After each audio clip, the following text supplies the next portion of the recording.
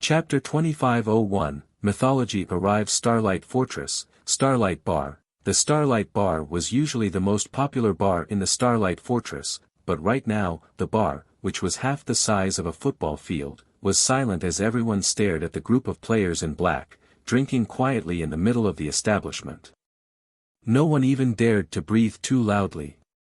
The rest of the crowd wasn't simply reacting in such a way because the black-clad players had appeared like a group of magicians. Rather, their reactions were due to the fact that every one of those players wore Mythology's guild emblem. So, they're the rumored experts from Mythology. Amazing. I see them, yet I can't sense their presence. How did they do it? It seems that even Mythology can't help but get involved now that the demon god's shrine had appeared. Once everyone had gotten over their shock at seeing these players, they quietly chatted amongst themselves. Some players were afraid, while others were excited. Mythology was one of the 5 great super guilds in the virtual gaming world. Every player on the Western continent was familiar with its reputation. News of Mythology's black-clad players causing chaos had already spread throughout the fortress. Not only had these players avoided the Divine Dragon's wrath, but they had also managed to slay quite a few of Divine Tribe's experts. Even Phythalia, the commander of one of Divine Tribe's trump card legions, had lost her life in battle. In response, Divine Tribe had dispatched even more experts to patrol the Starlight Fortress's streets. It had even sent plenty of Tier 3 personal guards to join the patrols. However, not only had Mythology's experts snuck into the city again, but more of them had come, as well. Now, they even congregated in the Starlight Bar, the fortress's most popular bar, drinking like normal customers. They treated the Starlight Fortress like they would their own hometown. Mythology is amazing, boss. They're completely disregarding the fortress's divine dragon. It seems the Starlight Fortress will soon have a new owner, the ruthless man from the Stormheart Adventure team admired as he watched the black-clad players from Mythology. When he had encountered the Starlight Fortress's divine dragon, he had only felt fear. Players had no chance against it in his opinion, yet these black-clad players acted as if the divine dragon didn't even exist, coming and going from the fortress as they wished. Mythology's foundations were simply frightening. Mythology certainly is stronger than the other superpowers. Aside from those players' ability to conceal their presence, their combat standards are impressive. They're all bona fide peak experts. Several of them are even stronger than I am. I don't even know how I would fight that silver-haired youth leading the group. I don't think he's even human, Crow said as he observed Mythology's members, a trace of fear flashing in his eyes. If they decide to cause a scene in the fortress, there will be a mess, and no one will be able to do anything about it. With the situation as it is, even Zero Wing, with all its advantages, will have to make concessions for them. Crow knew that the various superpowers were no match for the 5 great super guilds, but he had never imagined that the gap between them would be this massive. Mythology's black-clad players were at least level 107, but their auras were even powerful enough to make an expert like him feel uncomfortable. The weakest member of the group had basic attributes to rival a Grand Lord of the same level. Fighting just one of those players would pose a huge problem for him. If he had to face 2 or 3 simultaneously, there was a very high likelihood that he'd fall. To make matters worse, there were over 30 of these experts in the bar, and all of them could completely conceal their auras. This was just a nightmare. There was also the silver-haired leader to worry about. Although Crow could not sense the youth's aura, his instincts told him that if he came within 30 yards of the young man, his life would be forfeit. While the bar's patrons quietly watched Mythology's experts, the group in question acted as if none of the surrounding players existed at all, chatting with each other and utterly carefree. Commander, the higher-ups are being really stubborn. They still want us to negotiate with Zero Wing as a show of respect for Netherworld Empire. Why should we have to show anyone any respect? We should just capture the Starlight Fortress. With the fortress, Mythology can claim the demon god's legacy once the demon god's shrine activates, the tall, slim woman carrying a war hammer and sturdy shield grumbled. As far as she was concerned, Netherworld Empire had only partnered with Zero Wing because it wasn't strong enough to take the fortress for itself, but Mythology was a different story. Capturing the Starlight Fortress wouldn't be difficult for her team, especially now that they had grown stronger. Not even taking out Netherworld Empire's Hell Legion would be an issue, let alone capturing the Starlight Fortress. They had no reason to fear the guild. I concur. We'd be better off giving Zero Wing a beating and taking the Fortress Lord's mansion. We shouldn't need to go to the trouble of targeting Divine Tribe to get at the Eastern Guild. If we don't teach him a lesson, Black Flame will think the West is just like the Eastern continent, a young assassin carrying 2 short swords added, nodding in agreement. Mythology's power was limited on the Eastern continent, and thus, what it could accomplish there was limited, but in the West, squashing Zero Wing would be child's play. Not even the Divine Dragon's protection could save Zero Wing's players. Mythology's foundations on the Western continent were just that far beyond what Zero Wing could imagine. Don't get careless. Netherworld Empire has its reasons for working with Zero Wing. Based on recent reports, Zero Wing already has 5 members with fully unlocked mana bodies. Those players are extraordinarily strong. If they show up, follow the backup plan. Activate your battle arrays and face them in 4-man cells. The rest of you will continue as we initially planned. If the Divine Dragon approaches, retreat immediately, the silver-haired team leader ordered, watching his impatient team members.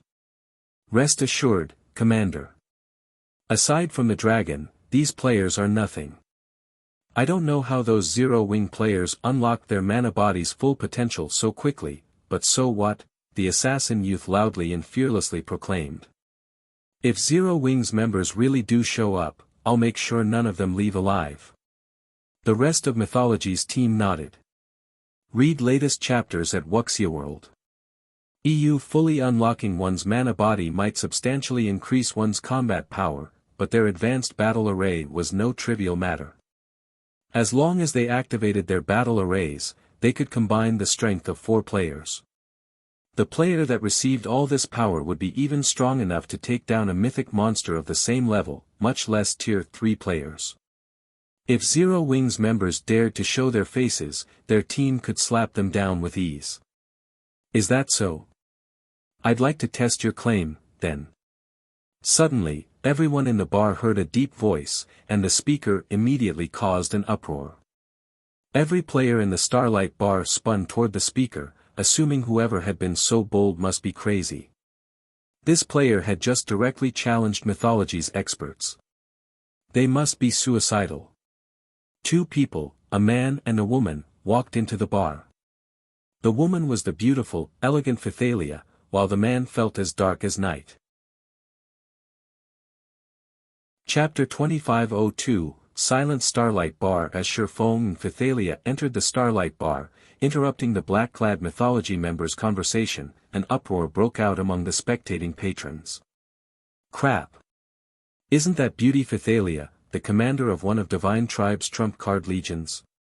It seems they're going to start another fight. A fight?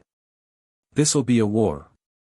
I hadn't thought I'd get lucky enough to watch this unfold personally. Many of these players were experts with vast information networks. They were, more or less, aware of the struggle between the various superpowers over the Starlight Fortress. Now that Mythology had taken the initiative to pick a fight with the Starlight Fortress, a war between the various superpowers was unavoidable. Although, none of them had expected it to begin so soon. Clashes between experts, particularly those from the various superpowers, were extremely rare learning opportunities in God's domain, especially for the players that got to watch the fights personally. They'd be able to learn far more than from watching a recording of the battle.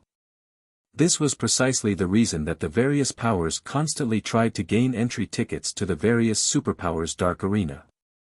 Unfortunately, without adequate connections, normal players didn't even qualify to enter the Dark Arena.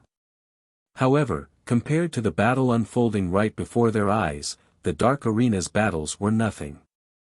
The various superpowers participants in the Dark Arena never went all out, but this situation would be different. To secure the right to rule the Starlight Fortress, all parties involved would fight with everything they had. While the bar's spectating patrons became excited, Mythology's members turned to give Shifeng cold looks. Every one of them was restless, eager to get the fight started. Sensing these black-clad players' hostility, Phythalia felt a headache brew. She had tried to convince Shifeng to gather some manpower before confronting Mythology's members, but Shifeng had headed for the Starlight Bar the moment he had heard about their arrival. Shifeng was the only player that had a claim over the Fortress Lord's mansion. If anything happened to him, defending their hold on the fortress would become far more difficult. The various superpowers had already stationed plenty of experts in the Starlight Fortress. If the fortress suddenly lost its owner, they'd cause a huge commotion. Not even Divine Tribe's forces would be able to stop them. In the end, she had no choice but to follow Shifeng to the Starlight Bar, contacting the players under her command to meet them there on the way. Shifeng, however, had done the unexpected again and picked a fight with Mythology before the backup she had called could get there. They were currently facing over 30 peak experts. And these weren't any ordinary peak experts. Not only could they hide their auras, but they were all incredibly fast. If these peak experts decided to attack as one, the consequences would be dire. "You're quite daring, you bastard," the short sword-wielding assassin youth said, sneering at Shifeng. "Show me whether or not you have the strength to support that courage." Just before the assassin could step forward, however, the silver-haired youth beside him extended a hand, blocking his path. "Commander?" the assassin asked, confused about why his leader had stopped him. But the silver-haired player hadn't offered an explanation. Rather, he smiled at Shifeng. "So, your guild leader Black Flame," the silver-haired youth said, smiling. "Allow me to introduce myself. I am Silver Ghost, the first vice-commander of Mythology's #1 trump card legion." Is he the player that foiled vice-guild leader Cold Shadow's plan? It's no wonder why he spoke so boldly earlier. He's really brave. He actually came here without any backup. Does he intend to offer a compromise? After Silver Ghost's introduction, realization dawned on the rest of Mythology's members. Their goal was to seek out Shifeng and negotiate. "Since Commander Phythalia has come with you, I'm sure she told you about my offer. What do you think about it, Guild Leader Black Flame?" Silver Ghost patiently asked, glancing at Phythalia before returning his gaze to Shifeng. Silver Ghost had fought Phythalia personally, so he knew that she was a monster-level expert. She also had a party of peak expert bodyguards. Normally, she and her bodyguards shouldn't have any issue defeating a 100-man team of Tier 3 experts. Unfortunately, his team wasn't here for Phythalia. Even with her strength, she had no chance against 3 or 4 of his subordinates. She'd be doomed if over a dozen of his teammates attacked at once. The only real threat in the Starlight Fortress was Netherworld Empire's Hell Legion. Not only did the Hell Legion consist of 300 Tier 3 experts, but they were all extraordinarily strong, as well. However, if his team intended to cause chaos in this fortress, not even the Hell Legion was powerful enough to stop them. I have no reason to consider it. Since Zero Wing is strong enough to capture the Starlight Fortress, it's strong enough to hold it. If you want a fight, bring it on. Shifeng calmly stated, eyeing Silver Ghost. How unfortunate. Silver Ghost could only sigh at Shifeng's reply. Why are you still wasting your time with him, Commander? The assassin youth sneered. Let my group deal with him. If we don't teach him a lesson, he'll continue to assume that Mythology is powerless against him. That's right. If we don't show him our strength, he'll likely assume that we left earlier because we were afraid of him. The rest of Mythology's team nodded. Their previous visit to the Starlight Fortress had merely been a form of greeting. Now that Shifeng had rejected their goodwill, they had no reason to hold back. In fact, if they continued to act passively, Shifeng would treat their guild as a joke. All right. Your group can deal with him, but make it quick.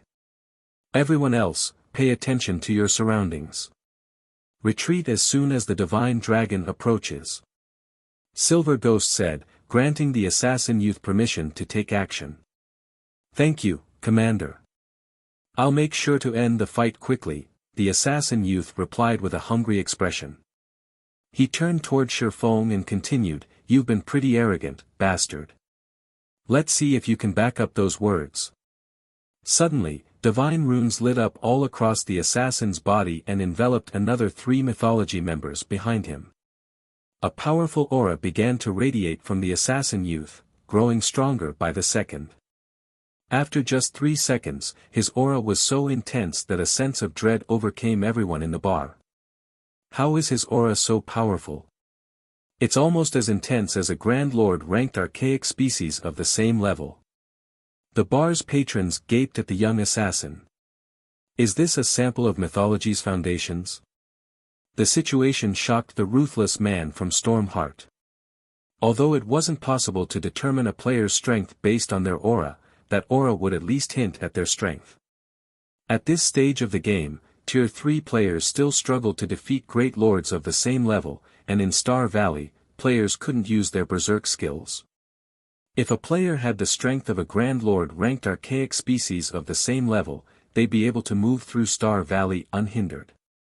With that kind of power, even killing Tier 3 MTs would be as easy as swatting a fly. They hadn't actually used their full strength earlier. Thalia watched on with a grim expression. When she felt the assassin's violent aura, she was overcome with despair. She had hoped that the Hell Legion's experts and Zero Wing's 5 experts, those that had fully unlocked their mana bodies, would be enough to suppress Mythology's invading experts, but seeing these black-clad players now, she found the idea laughable. A peak expert that was as powerful as a Grand Lord ranked archaic species could even toy with a Tier 4 summoned creature. After all, players' combat techniques allowed them to push their combat power to its limits, perhaps even beyond them. Aside from the Starlight Fortress's divine dragon, no one in the fortress could stop the assassin before her. An advanced battle array? Shifeng muttered when he saw the divine runes coating the assassin youth's body. You seem to know a lot, bastard, but that won't change anything. Licking his lips, the assassin youth continued, now, I'll teach you just how foolish your decision was. The assassin then took a step forward, instantly vanishing. Neither he nor his aura could be found within the bar. It was as if he had never been there in the first place. I guess Zero Wing's guild leader is going to die, Crow, Stormheart's commander, said, closing his eyes. Not only did that young assassin have basic attributes that could rival a Grand Lord ranked archaic species, but he could also completely conceal his presence. Crow couldn't even sense the youth's life aura. With such capabilities, that assassin was practically invincible among players. Fights between experts were typically so fast that they were impossible to follow with the naked eye. Thus, experts usually had to rely on all 5 senses during combat. Otherwise, their opponent would quickly overwhelm them. Now that the assassin youth had vanished, players couldn't rely on their sight to keep up with his ghostly speed. Trying to keep up was a joke. How was one supposed to find an enemy they couldn't even detect? Read latest chapters at Wuxia World. EU. However, at the moment Mythology's assassin had vanished, Shifeng unhurriedly unsheathed Killing Ray and slashed the empty air to his right. Boom! Suddenly, the sound of clashing metal filled the Starlight bar, and an intense impact shattered the ground. All players within 30 yards of the swordsman stumbled back from the shockwave. Almost as everyone heard the first collision, another loud bang followed. A figure then slammed into the wall to Shifeng's right, indenting the wall. It was none other than the assassin youth that had only disappeared a moment ago. Chapter 2503, First Sword, Lightshadow Silence. Terror. For a time, everyone in the Starlight bar became dumbfounded. Shifeng had deflected the young assassin, who seemed as strong as a Tyrannosaurus Rex and was fully capable of concealing his aura, with a normal attack. Who would ever believe this? Is he really a tier 3 player? The ruthless man from Stormheart was stunned when he saw the assassin embedded in the bar's wall. The assassin youth still had most of his HP remaining, but that was precisely what frightened the ruthless man. If Shifeng had merely noticed the assassin's movement and found an opportunity to strike the youth's weak point, it would have still shocked the man, but he would have, more or less, understood how Shifeng's attack and thrown the assassin. However, seeing that the assassin had only lost a small amount of HP from the hit made it clear that Shifeng's sword hadn't struck the assassin directly. The youth had actually blocked the attack with his own blades. In a battle of brute force, the young assassin had lost. The assassin youth's basic attributes rivaled that of a Grand Lord-ranked archaic species of the same level. Not even ordinary tier 3 players with active berserk skills were that strong. And yet, Shifeng had emerged victorious in a battle of strength. Moreover, the swordsman had done so without relying on skills or tools. He hadn't used a berserk skill either. He had merely executed a normal attack. When Mythology's other members saw the assassin embedded in the wall, they, too, were dazed. Sandstorm lost? How is that possible? Did he fail to control the battle array's power? All of these Mythology members knew just how powerful a player was after the boost from the advanced battle array the assassin youth, Sandstorm, had used. Sandstorm would even have the strength to take on tier 4 mythic monsters, not to mention tier 3 players.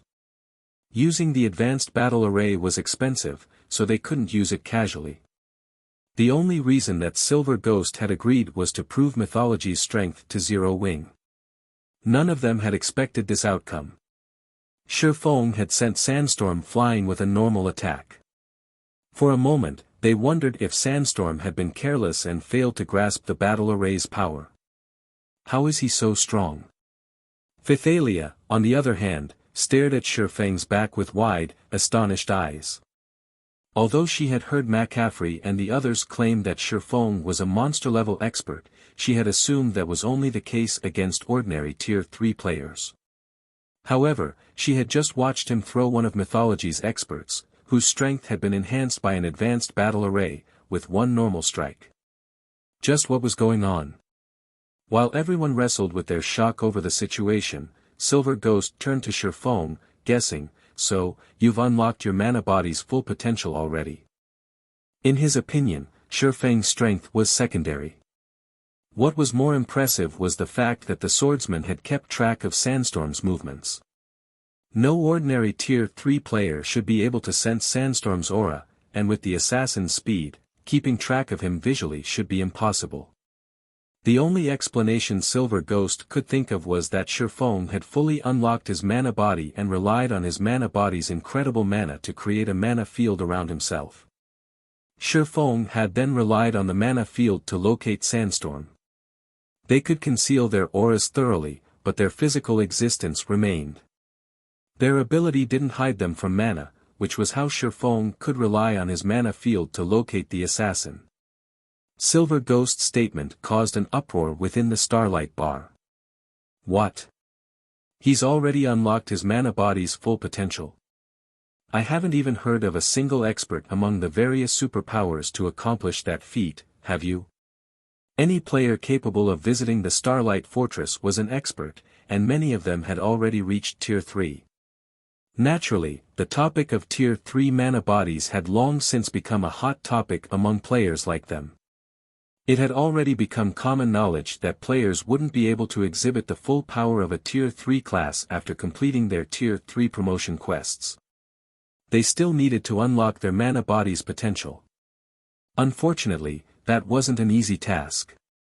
Most players didn't even have a clue about how to go about unlocking their mana bodies.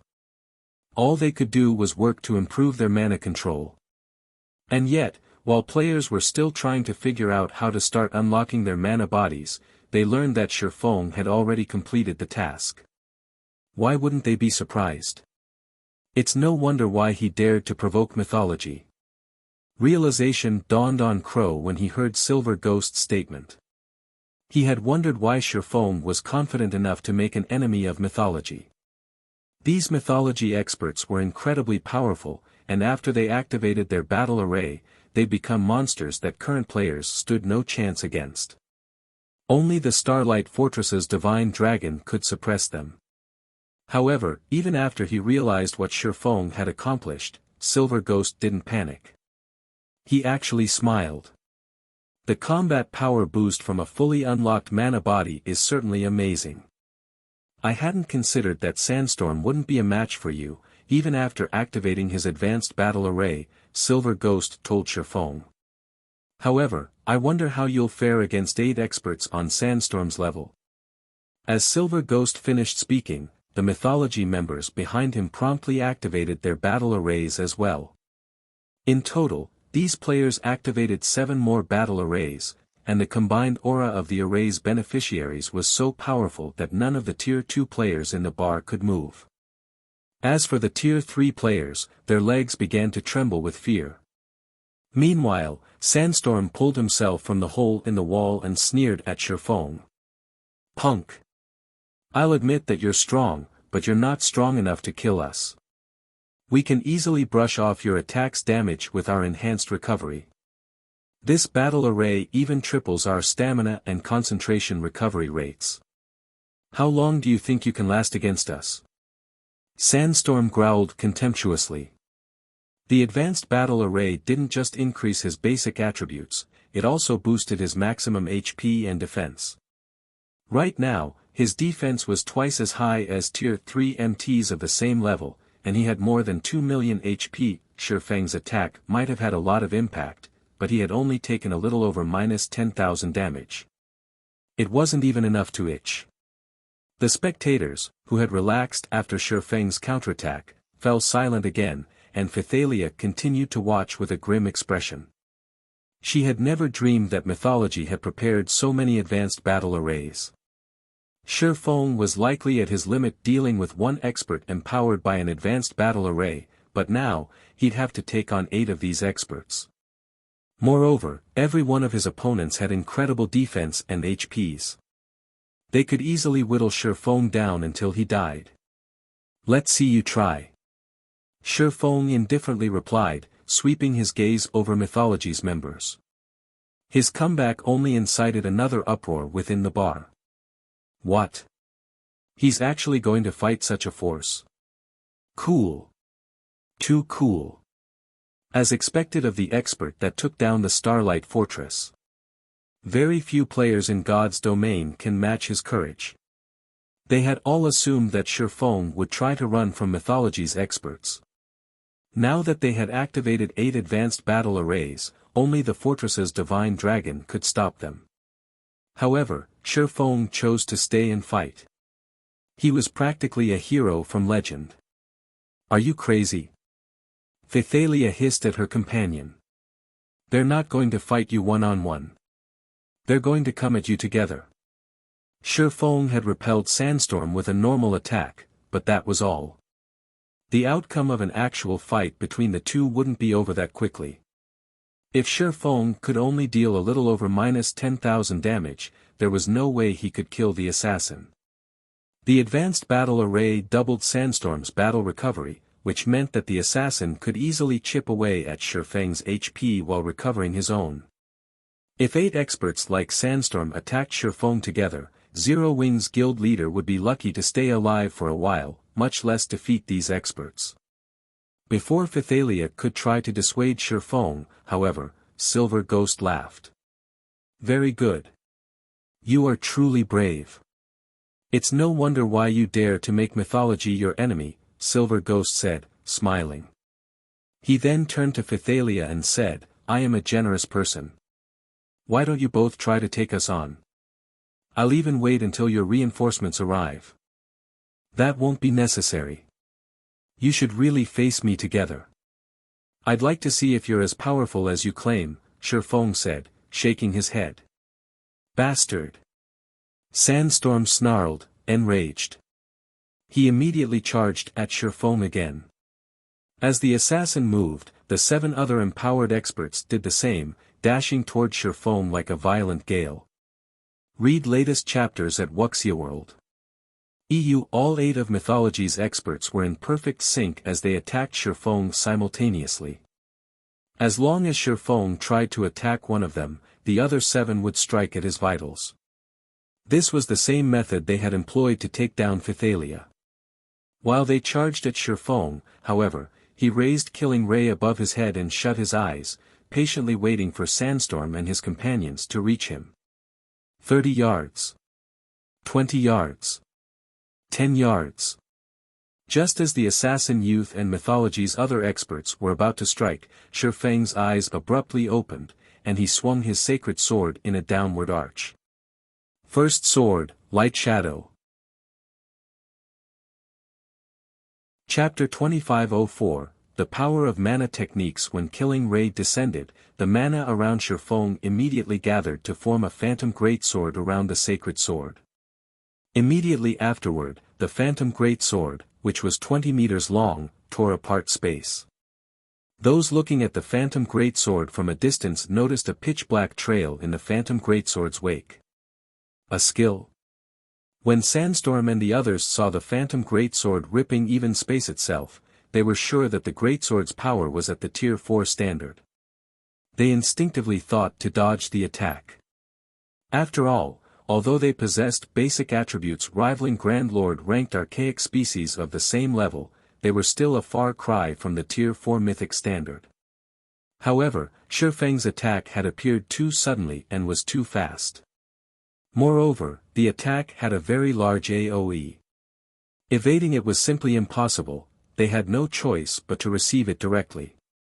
Block it together. Sandstorm shouted. Following which, under Sandstorm's lead, all 8 experts from Mythology executed Tier 3 skills simultaneously. Triple Shadow. Spatial Severance. Thunder's Wrath. All 8 melee players used their strongest offensive skills without hesitation, every one of which was executed at a completion rate of 90% or better. For a time, over a dozen attacks could be seen striking the descending greatsword. Boom! The instant the attacks of both sides collided, a powerful storm blew, sending all Tier 2 players within a 50-yard radius stumbling back. A small crater even formed on the ground directly beneath the point of impact. As the dust settled, a gash that was over 20 meters long and 2 meters deep appeared in the middle of the bar. As for Sandstorm and the others, although they were not bashed into the floor, they were still forced to retreat 5 or 6 steps before they managed to stabilize their footing, each step they took shattering the tiles beneath them. The force from the impact also left their hands trembling violently, and every one of them lost over 100,000 HP. For a time, shock and confusion reigned in the entire bar. Previously, everyone had already found it unbelievable that Shifeng had sent Sandstorm flying with a normal attack. Now, he had actually overwhelmed Sandstorm and 7 other experts of similar strength with a single move. Shifeng's combat power was simply heaven-defying. Skills executed with a fully unlocked mana body are actually so powerful. Crow's eyes brimmed with shock when he saw that Shifeng remained standing at his original location despite clashing with 8 of Mythology's empowered experts. Although everyone had gained a general understanding of the mana body after reaching Tier 3 and knew that the mana body could provide a player with a huge boost in combat power, he had never imagined that the boost would be this amazing. At this moment, aside from Crow, many other Tier 3 players also grew excited upon seeing this scene. Now, their desire and eagerness to fully unlock their mana bodies waxed even higher. After all, Shifeng had just proven to them that it was possible for a Tier 3 player to exhibit power at the Tier 4 standard. This meant that they could clash against mythic monsters of the same level. They might not be able to kill mythic monsters yet, even with that kind of power, but they would, at least, have the foundations to raid mythic monsters. Mythic monsters. At this stage of the game, level 100 plus mythic monsters were bosses that generally only first-rate powers or above could raid. However, players could get rich overnight from the loot these bosses dropped. Meanwhile, Pythalia, who stood behind Shifeng, was also momentarily stunned by this scene. She never thought that Shifeng's strength had reached such frightening heights.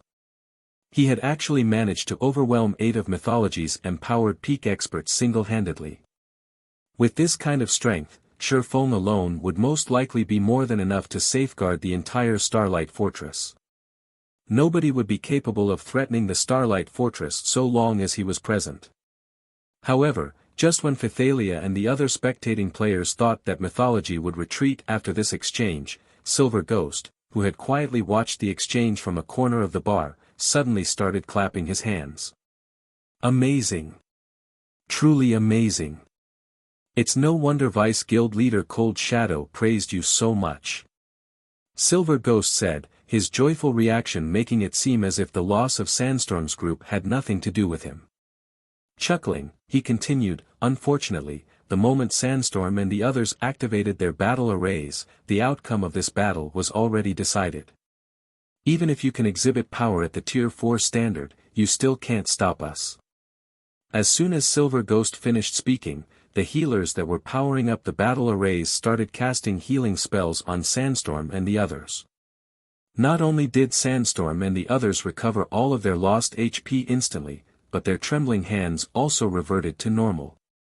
Upon seeing this scene, Phythalia, who had previously breathed out a sigh of relief, wore a grim expression once more. Due to Shifeng's frightening display of strength, she had forgotten that this wasn't some official competition between experts but a brawl between Shifeng and Mythology's experts instead. Victory would be decided only when one side was annihilated. Meanwhile, in a team battle, it was very normal for melee players to rely on healers. You were pretty good before, huh, punk? Let's see how you're going to keep it up. Sandstorm, who had fully recovered, sneered as he looked at Shifeng. The swordsman's strength had indeed exceeded his expectations. However, the 8 of them weren't having a duel with Shifeng right now but a fight to the death. If Shifeng couldn't kill them, this battle would not end. Meanwhile, current Tier 3 players had a very limited number of Tier 3 skills and spells at their disposal. Moreover, unlike Shifeng, Sandstorm's side had healers. Just like Silver Ghost had said, the outcome of the battle between both sides had been decided since the very beginning. Is that so? Shifeng smiled. As soon as Shifeng finished speaking, he held Killing Ray with both hands and raised the sacred sword overhead once again. The mana inside the bar immediately swarmed toward the sacred sword. Impossible. Sandstorm fell into a daze at this extremely familiar scene. The cooldown of skills and spells generally increased, the stronger and higher tiered they became. Since Shifeng had exhibited power at the Tier 4 standard with his attack, the skill he had used should have had a cooldown of several minutes or, at least, a few dozen seconds. However, only about 6 seconds had passed since Shifeng executed his attack, yet he was using the same move again. This shouldn't be possible. However, before Sandstorm and the others could snap out of their daze, Shifeng's Killing Ray was already chopping at them once more. Just like before, a gigantic, phantom greatsword appeared out of thin air and descended on Sandstorm's group like a mountain. However, after all was said and done, Sandstorm and the others were peak experts who had fought on many battlefields before. They immediately responded to the attack with Tier 3 skills of their own. Boom! When the attacks of both sides collided, another powerful storm blew. However, due to the Tier 3 skills used this time being weaker than the ones they used before, Sandstorm and the others ended up in a much more miserable state. Every one of them also sustained more than -130,000 damage. Even so, for Sandstorm and the others, who possessed more than 2 million HP, this amount of damage was negligible. Just as the slightly miserable Sandstorm was about to ridicule Shifeng once more, he suddenly sensed the mana inside the bar rushing toward Shifeng yet again. Moreover, the swordsman was gathering mana at a much faster rate than before. Before Sandstorm and the others could say anything, Shifeng's Killing Ray chopped at them anew. Boom! This time, Sandstorm and the others reacted too slowly to Shifeng's attack, so they failed to defend themselves using their Tier 3 skills. As a result, every one of them suffered over minus 300,000 damage. Read latest chapters at Wuxia World. EU, bastard. I've already said that the outcome of this battle has been decided although Sandstorm, who was close to kneeling on the ground, tried to retaliate with mockery. Before he managed to finish his words, Shifeng swung Killing Ray down again. Once. Twice. Thrice. For a time, explosions rocked the entire Starlight bar, one after another. Aside from this sound, nothing else could be heard inside. Finally, after Shifeng executed his 11th attack, the world around him fell silent as Sandstorm and the 7 other empowered experts from Mythology collapsed on the rubble, their HPs zeroed out. Now, they exhibited neither aura nor mana. Chapter 2505, One-Man Army. As the bodies of Mythology's 8 empowered experts started disintegrating into particles of light, time inside the Starlight bar seemed to freeze as everyone stared at Shifeng's figure in stunned silence. Only much later did everyone snap out of their daze. So strong. So, this is the true power of a fully unlocked mana body. When everyone looked at the gash before Shifeng, which was 4 meters deep and extended over 30 meters, they no longer had any words to describe their current feelings of shock and admiration. Although every one of Mythology's empowered experts was ridiculously strong and more than capable of annihilating all the spectating players inside the bar, in front of Shifeng, Mythology's 8 empowered experts were as frail as little children. They didn't even manage to put up any resistance whatsoever before getting annihiled. Happy-faced, the strength Shifeng displayed thoroughly shattered everyone's understanding of the strength of Tier 3 classes. At the same time, all of the independent experts present gained newfound hope. Originally, in a fight between Tier 3 players, the outcome would generally be determined by the number of Tier 3 players each side possessed. An individual Tier 3 player couldn't change the outcome of a team battle involving Tier 3 players. Hence, everyone believed that if Tier 3 independent players wished to avoid getting suppressed, they had no choice but to join a superpower.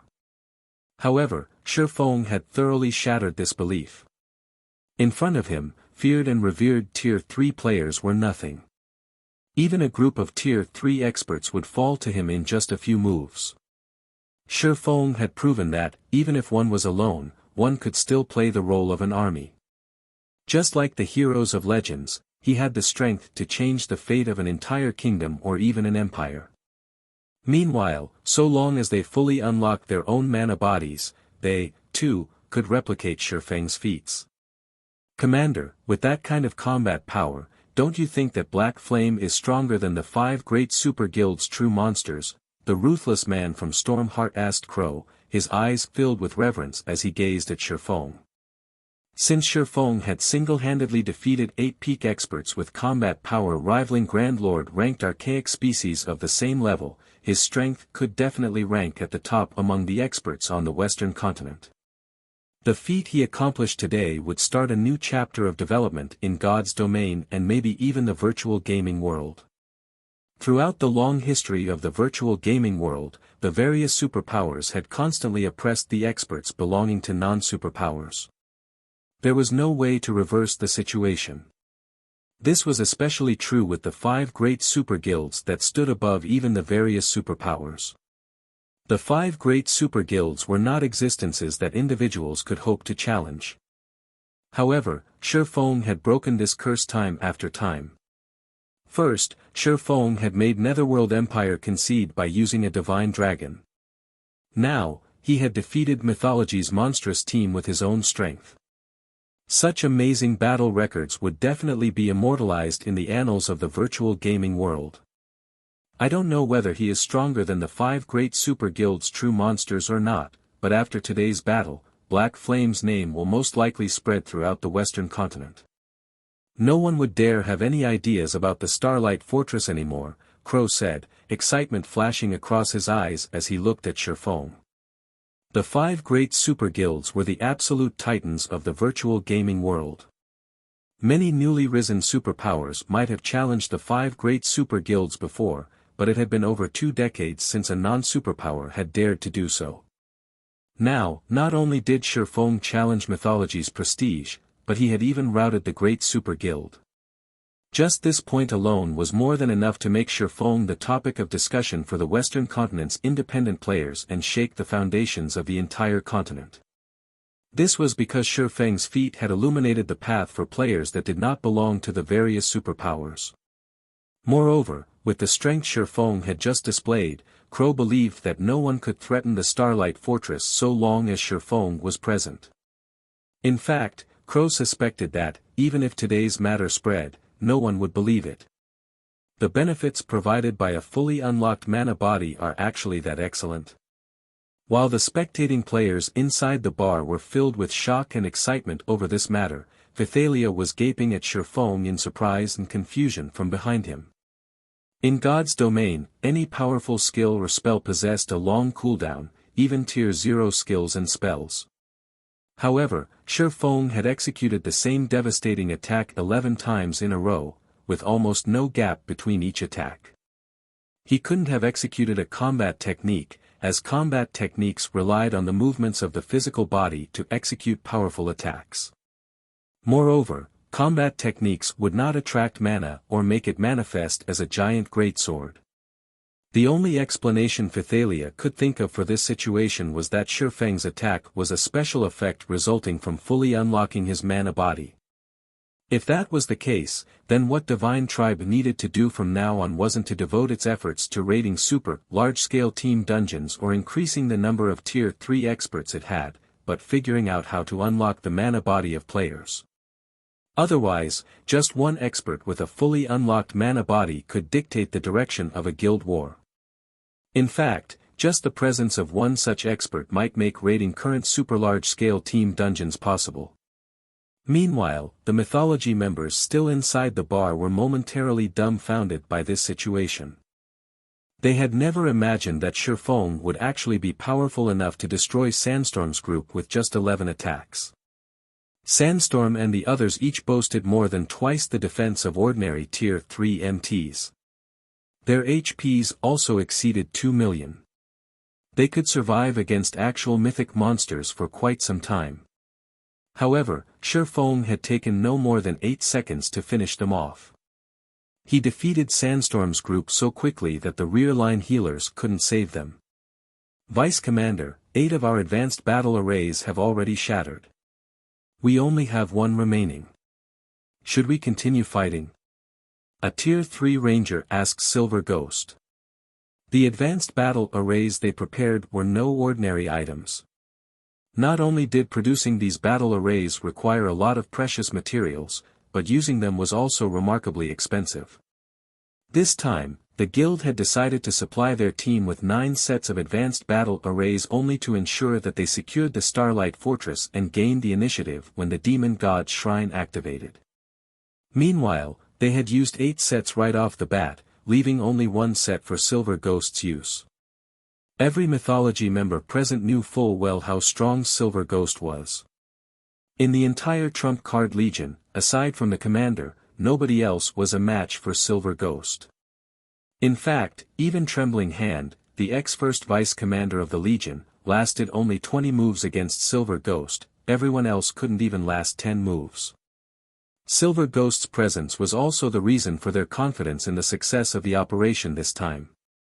However, the combat power Shifeng displayed was simply too frightening, they could not help having doubts. Just as Silver Ghost was about to reply, a deafening roar that shook everyone down to their very souls suddenly sounded from somewhere far away from the Starlight Bar. It's come already. What a pity. Save the battle array for now. We're retreating.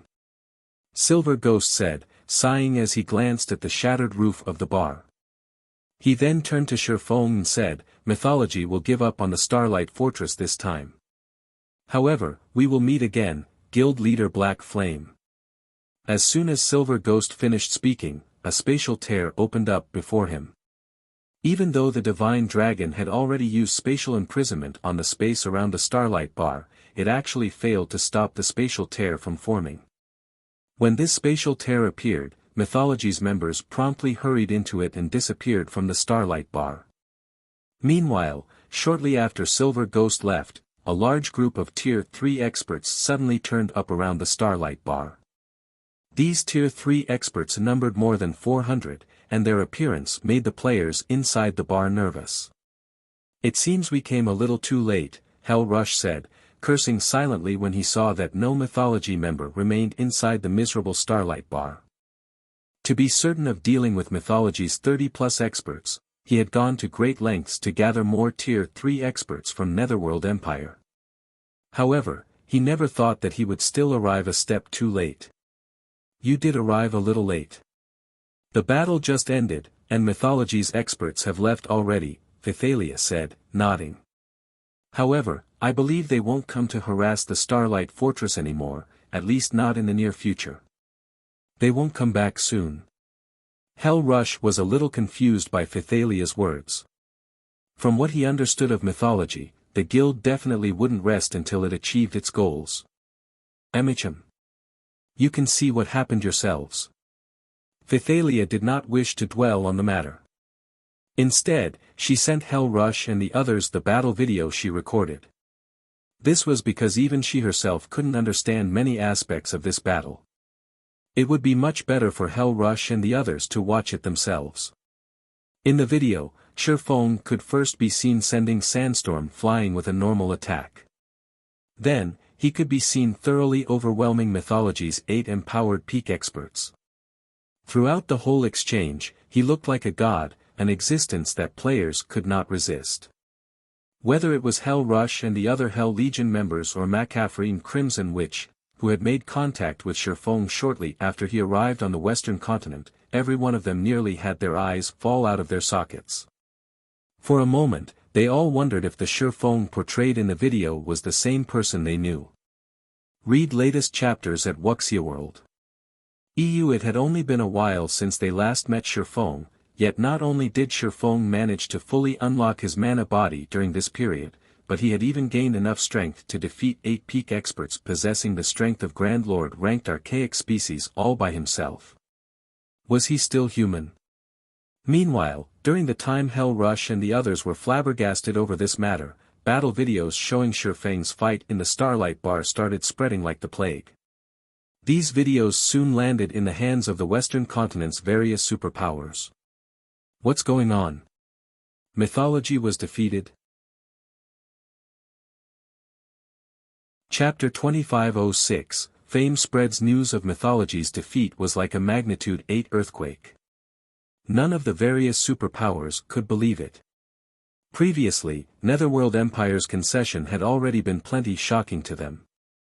However, Netherworld Empire's decision was still understandable, as the Divine Dragon really wasn't an existence that players could oppose.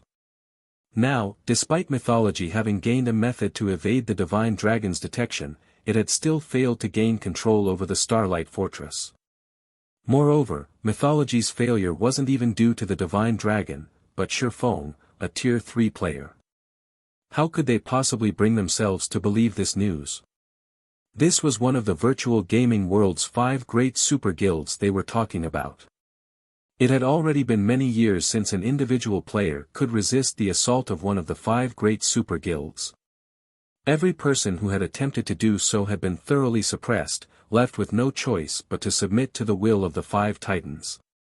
Now, however, not only did Shifeng stand in Mythology's way, but he had even single-handedly killed 8 of Mythology's monstrously strong experts. The various superpowers' upper echelons immediately took action. They not only abandoned all plans to make things difficult for the Starlight Fortress but also forbade the expert teams they had dispatched to Star Valley from causing any trouble inside the Starlight Fortress, especially when Shifeng was known to be present inside the fortress. The reason for their decision wasn't just Shifeng's repulse of Mythology's assault but his monstrous strength. Let alone killing a few Tier 3 experts, even annihilating a 100-man team of Tier 3 experts would be child's play for him. Shifeng was truly a one-man army and an existence that had to be feared. In addition, the Starlight Fortress was currently the only captured fortress in Star Valley. If the various superpowers wished to develop properly in the Forbidden Land, then having access to the Starlight Fortress was a must. If they ended up barred from the fortress, they would definitely die of regret. As for taking direct action to capture the fortress, that was utterly impossible. After all, if even Mythology was helpless against the Starlight Fortress, what could they possibly do? For a time, the various superpowers experts that arrived inside the Starlight Fortress could be seen behaving obediently like harmless sheep. Meanwhile, inside the Starlight Fortress's Fortress Lord's mansion, Shifeng was currently swamped with work. Due to Mythology's defeat and the various superpowers becoming meek, the number of players willing to visit the Starlight Fortress had skyrocketed. These new visitors included many merchant players. Some trading firms had even sought to partner with Zero Wing and offered to rent the Starlight Fortress's shops at a high price. The entire Starlight Fortress became very crowded. Guild leader, according to our latest statistics, the Starlight Fortress's player population is nearing 500,000 already. Rough estimates put us at a daily net profit of over 250,000 magic crystals, Aqua Rose reported, her eyes practically glowing as she looked at the latest statistics report in her hands. At this rate, it will only take us a few more days before we can repair the large battlefield inside the Fortress Lord's mansion. Then, our people will be able to use it for all sorts of combat training and greatly improve their control over mana. Although the Starlight Fortress was an ancient fortress, it couldn't be expanded. In other words, it was impossible to raise the population limit of the fortress. However, it was still possible to conduct repairs on the fortress's basic facilities and increase the fortress's abilities. Among the various facilities available inside the Starlight Fortress, the one that was most useful to players was the large battlefield. Unfortunately, it cost 1.5 million magic crystals to repair it. Originally, it should have been impossible for Zero Wing to repair the large battlefield in the near future.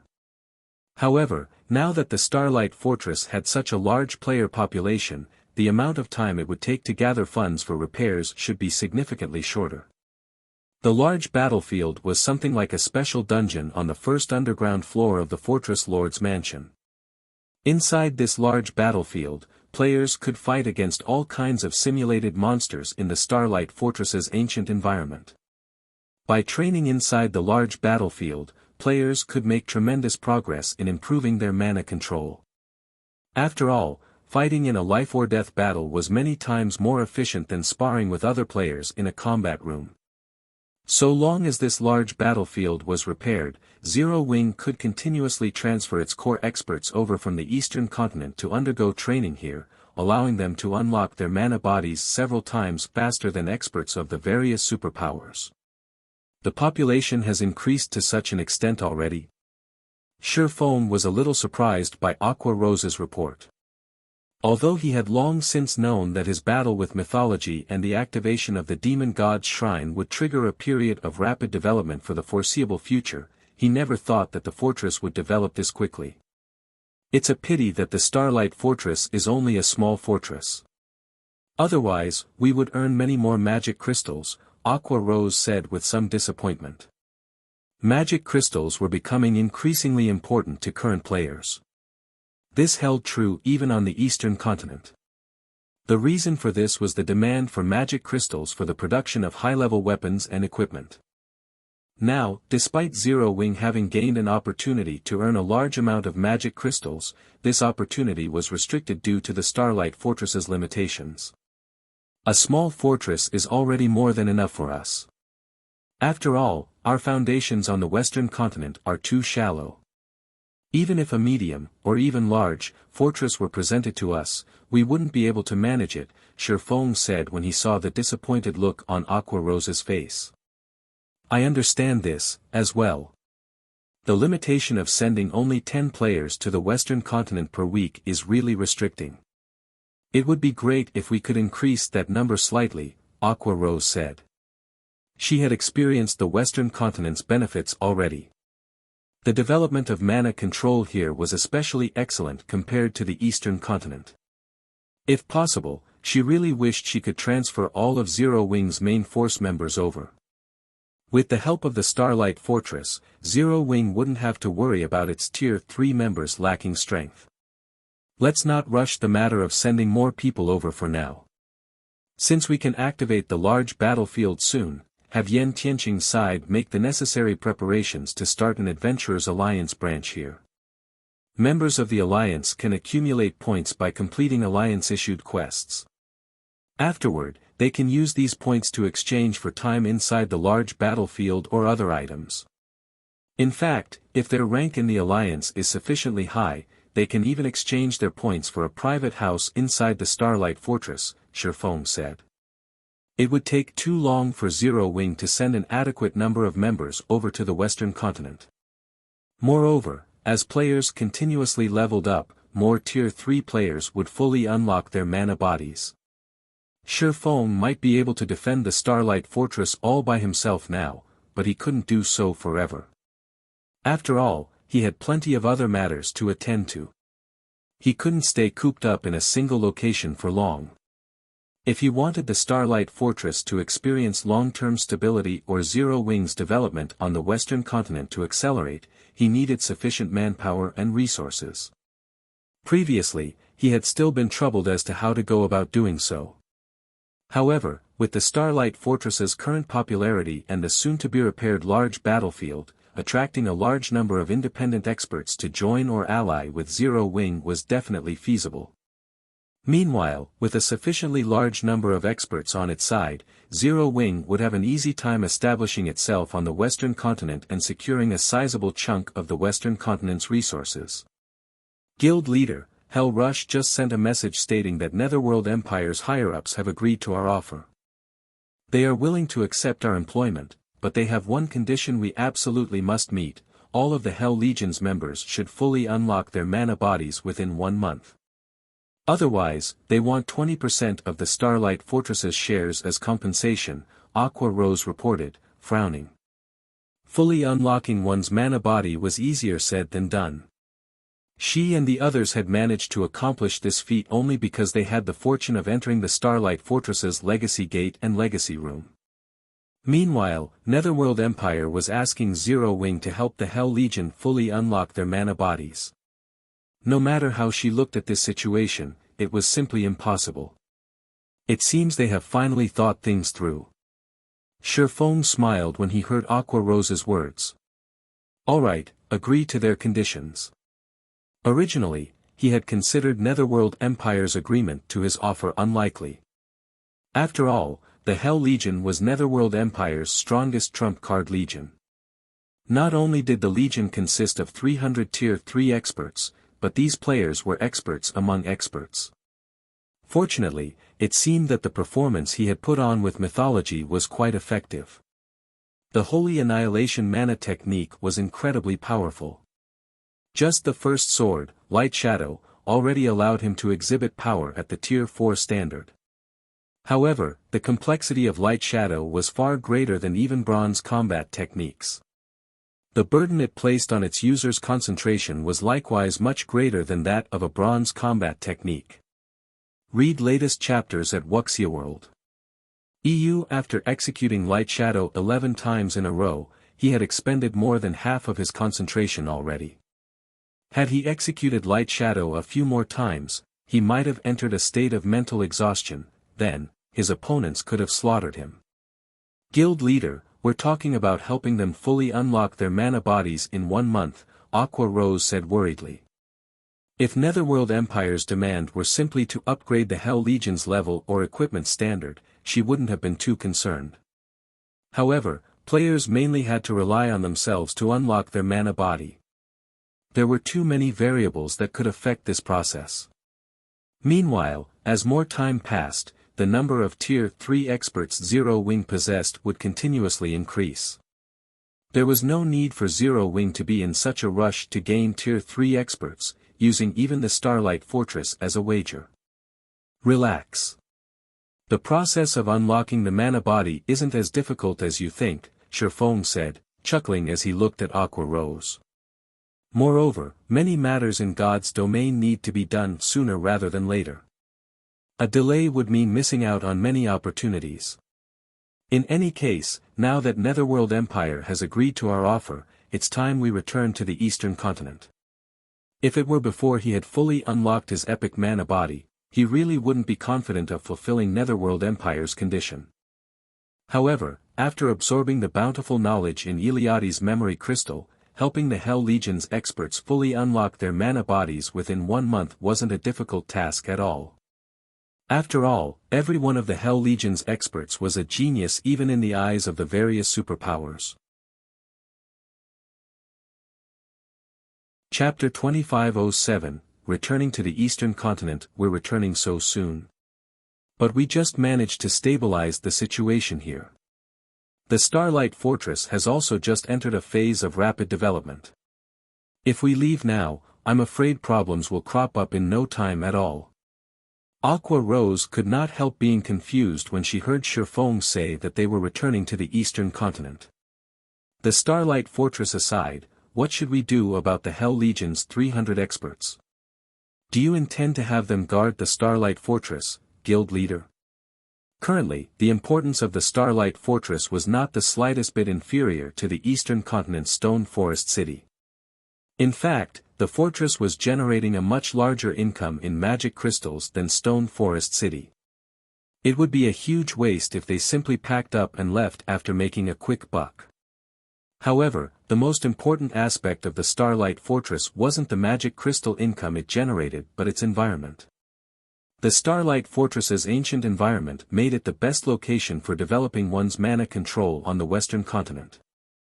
Although the Starlight Fortress can bring us a ton of wealth and resources, it is just a tiny area on the Western Continent.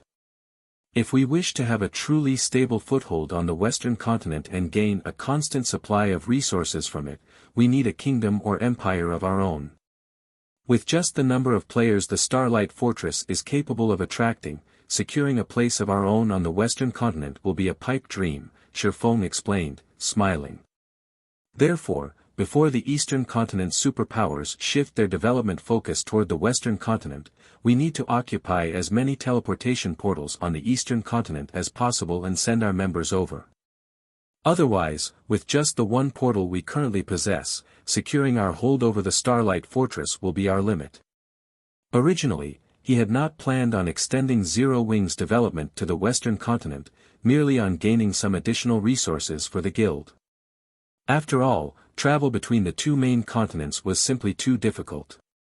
With Zero Wing's current ability, developing on both continents simultaneously was impossible. However, after acquiring the Starlight Fortress and the Silver Divine Dragon, as well as witnessing the power of mana techniques, he had changed his mind.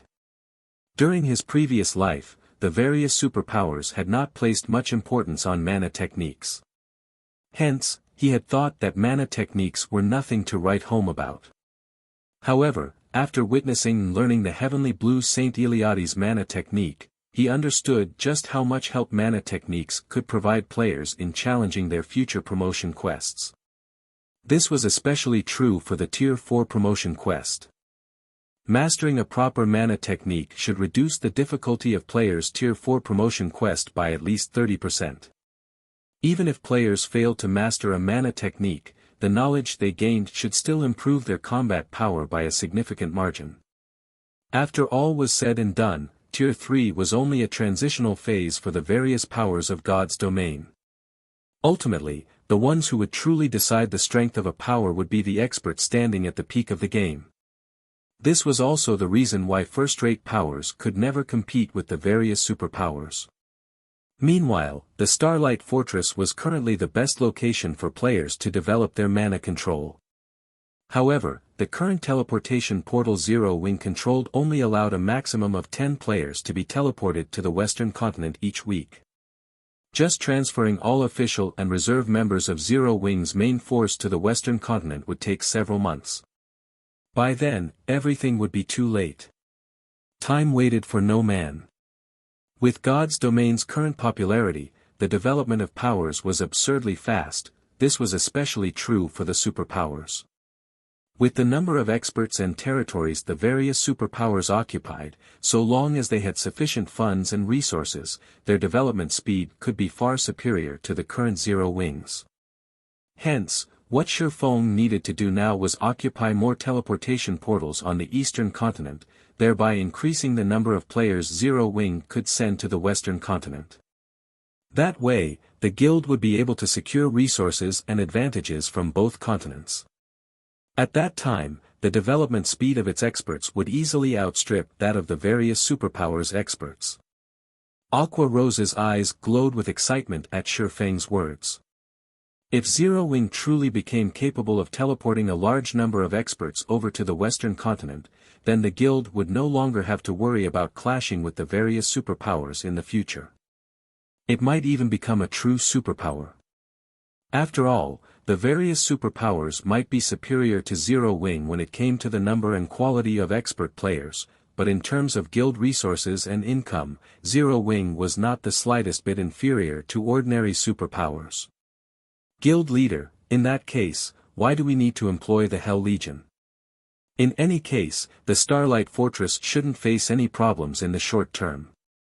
During this time, so long as we can continuously transfer large batches of players over to the Western continent, including the 10 of us here, we won't need the Hell Legion to defend the Starlight Fortress at all, Aqua Rose explained. She did not doubt Shifeng's ability to find more teleportation portals. After all, he had created plenty of miracles before. However, she still felt that employing the Hell Legion was a huge waste. After all, the Hell Legion operated only on the Western continent.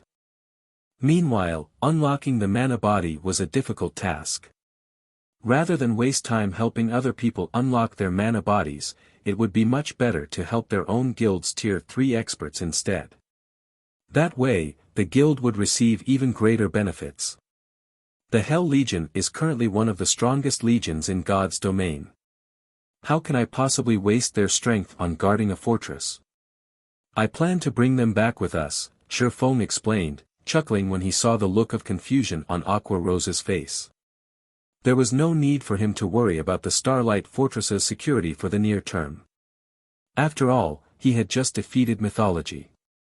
Before the various superpowers gathered sufficient power, they wouldn't dare do anything against the Starlight Fortress unless they no longer wished to mingle in Star Valley. They're returning with us. Aqua Rose was momentarily stunned when she heard Shifeng's words. But we can send back only 10 people each week. The Hell Legion has 300 members. They were talking about 300 players. They would need 30 weeks just to get the entire legion to the Eastern continent. Of course. Why would I employ them otherwise? Shifeng retorted, smiling. The ancient teleportation portal might be our only way of traveling from the Eastern continent to the Western continent, but we're not limited to just one method of travel if it's the other way around. Other powers could only rely on ancient teleportation portals to travel between the two main continents. However, Zero Wing was a different story. If that weren't the case, he would never have made such a promise to Netherworld Empire. Is it really possible? For a moment, Aqua Rose felt as if Shifeng was joking. Relax. However, there's also no need for us to rush to return right now, either. We still need to wait for Divine Tribe to finish collecting the rare materials we need, Shifeng said confidently. After witnessing the Starlight Fortress's effects and obtaining the Heavenly Blue Saint's legacy, he had given this matter careful thought. Although he didn't know why, traveling between the two main continents was incredibly difficult. However, for some reason, players in the various other worlds had a very easy time traveling to the two main continents. Taking advantage of this point, he was fully capable of bringing everyone to an otherworld first, then returning to the Eastern continent via said otherworld. Opening a path to an otherworld might be difficult for other people, but it was a simple task for Shifeng. This was because he possessed the legendary item Moloch's Ring. With Moloch's Ring, he could open a gate of darkness and arrive at the central area of the Dark Denver. The Gate of Darkness did not place a limit on head count. It merely had a time limit of 3 minutes, which was definitely enough to let 300 players pass through the gate. Originally, Shifeng had wanted to avoid using Moloch's Ring. After all, the more times he used the ring, the stronger it would become, and the less time he would have to prepare before it tried to devour him. However, if using the ring once meant that he could bring 300 Tier 3 experts back to the Eastern Continent, he would be more than happy to do so. Following which, Shifeng spent another day or so waiting inside the Starlight Fortress. During this time, he not only signed an employment contract with Netherworld Empire but also had Yan Tianqing and Yi Luofei familiarize themselves with the Starlight Fortress's Fortress Lord's mansion and various other matters. He planned to have the two of them remain behind to manage the Starlight Fortress. As to why he made such a decision, it was so that Zero Wing could manage the Starlight Fortress properly, as well as ensure the development of the Adventurer Alliance branch that would be established here. After all, when it came to managing adventurer teams, the two of them had a much better understanding than he did. Read latest chapters at Wuxia World. While he was doing all that, Phythalia and many other divine tribe experts had brought a ton of rare materials and non-bag space materials unique to the Western continent over to the Starlight Fortress, the value of this batch of materials exceeding 3 million magic crystals. Shifeng stored all of them inside his epic spatial bag. Once he brought these things back to the Eastern Continent, he would definitely make a killing. Guild leader, the Hell Legion and Fire Dances group have already gathered, Aqua Rose reported as she met Shifeng on the second-floor hall of the Fortress Lord's mansion, a hint of skepticism in her tone. Even now, she still couldn't bring herself to believe that Shifeng could transport over 300 players back to the Eastern Continent. All right. Let's return to the Eastern Continent. Shifeng could not help smiling when he saw Aqua Rose's expression. He then started incanting and summoned a gate of darkness in the second-floor hall. After the gate opened, he ushered everyone into it. In no time at all, the crowded second-floor hall emptied out. Chapter 2508, Changes to the Dark Den. In a rainforest at the periphery of the Dark Den central area, a huge gate made entirely of black fog suddenly appeared. The frightening amount of energy the gate radiated prompted the demonic creatures nearby to retreat involuntarily as they stared nervously at the 6-meter-tall gate. After the gate opened up, figures of players walked out of it in quick succession.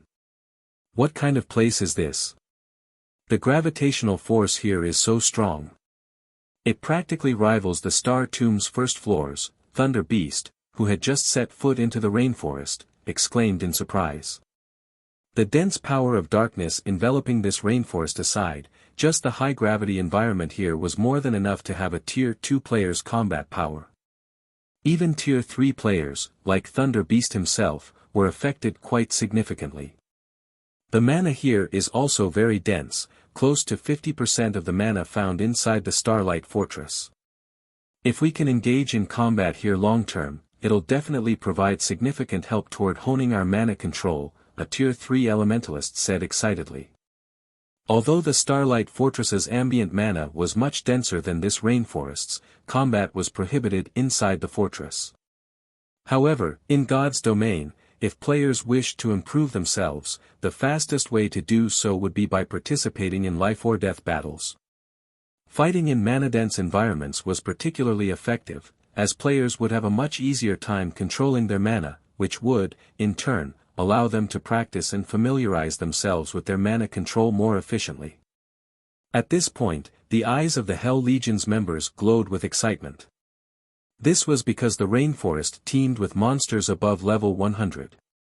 This place was an excellent location for not only training their mana control but also grinding for levels. Hell Rush and the others immediately understood why Shifeng was so confident that he could help them fully unlock their mana bodies in 1 month. If they could fight in such an excellent environment, fully unlocking their mana bodies in 1 month would indeed be feasible. Meanwhile, Aqua Rose, who had followed Shifeng to the Dark Den, was similarly surprised by this situation. She never thought that Shifeng had actually kept such an excellent training ground hidden. The monsters here might not be very strong, with the majority of being level 100 chieftains and the strongest being level 100 plus great lords, but the environment here made it the perfect location for newly promoted Tier 3 experts to train in. Guild leader, you're too biased. You actually saved such an excellent location for others.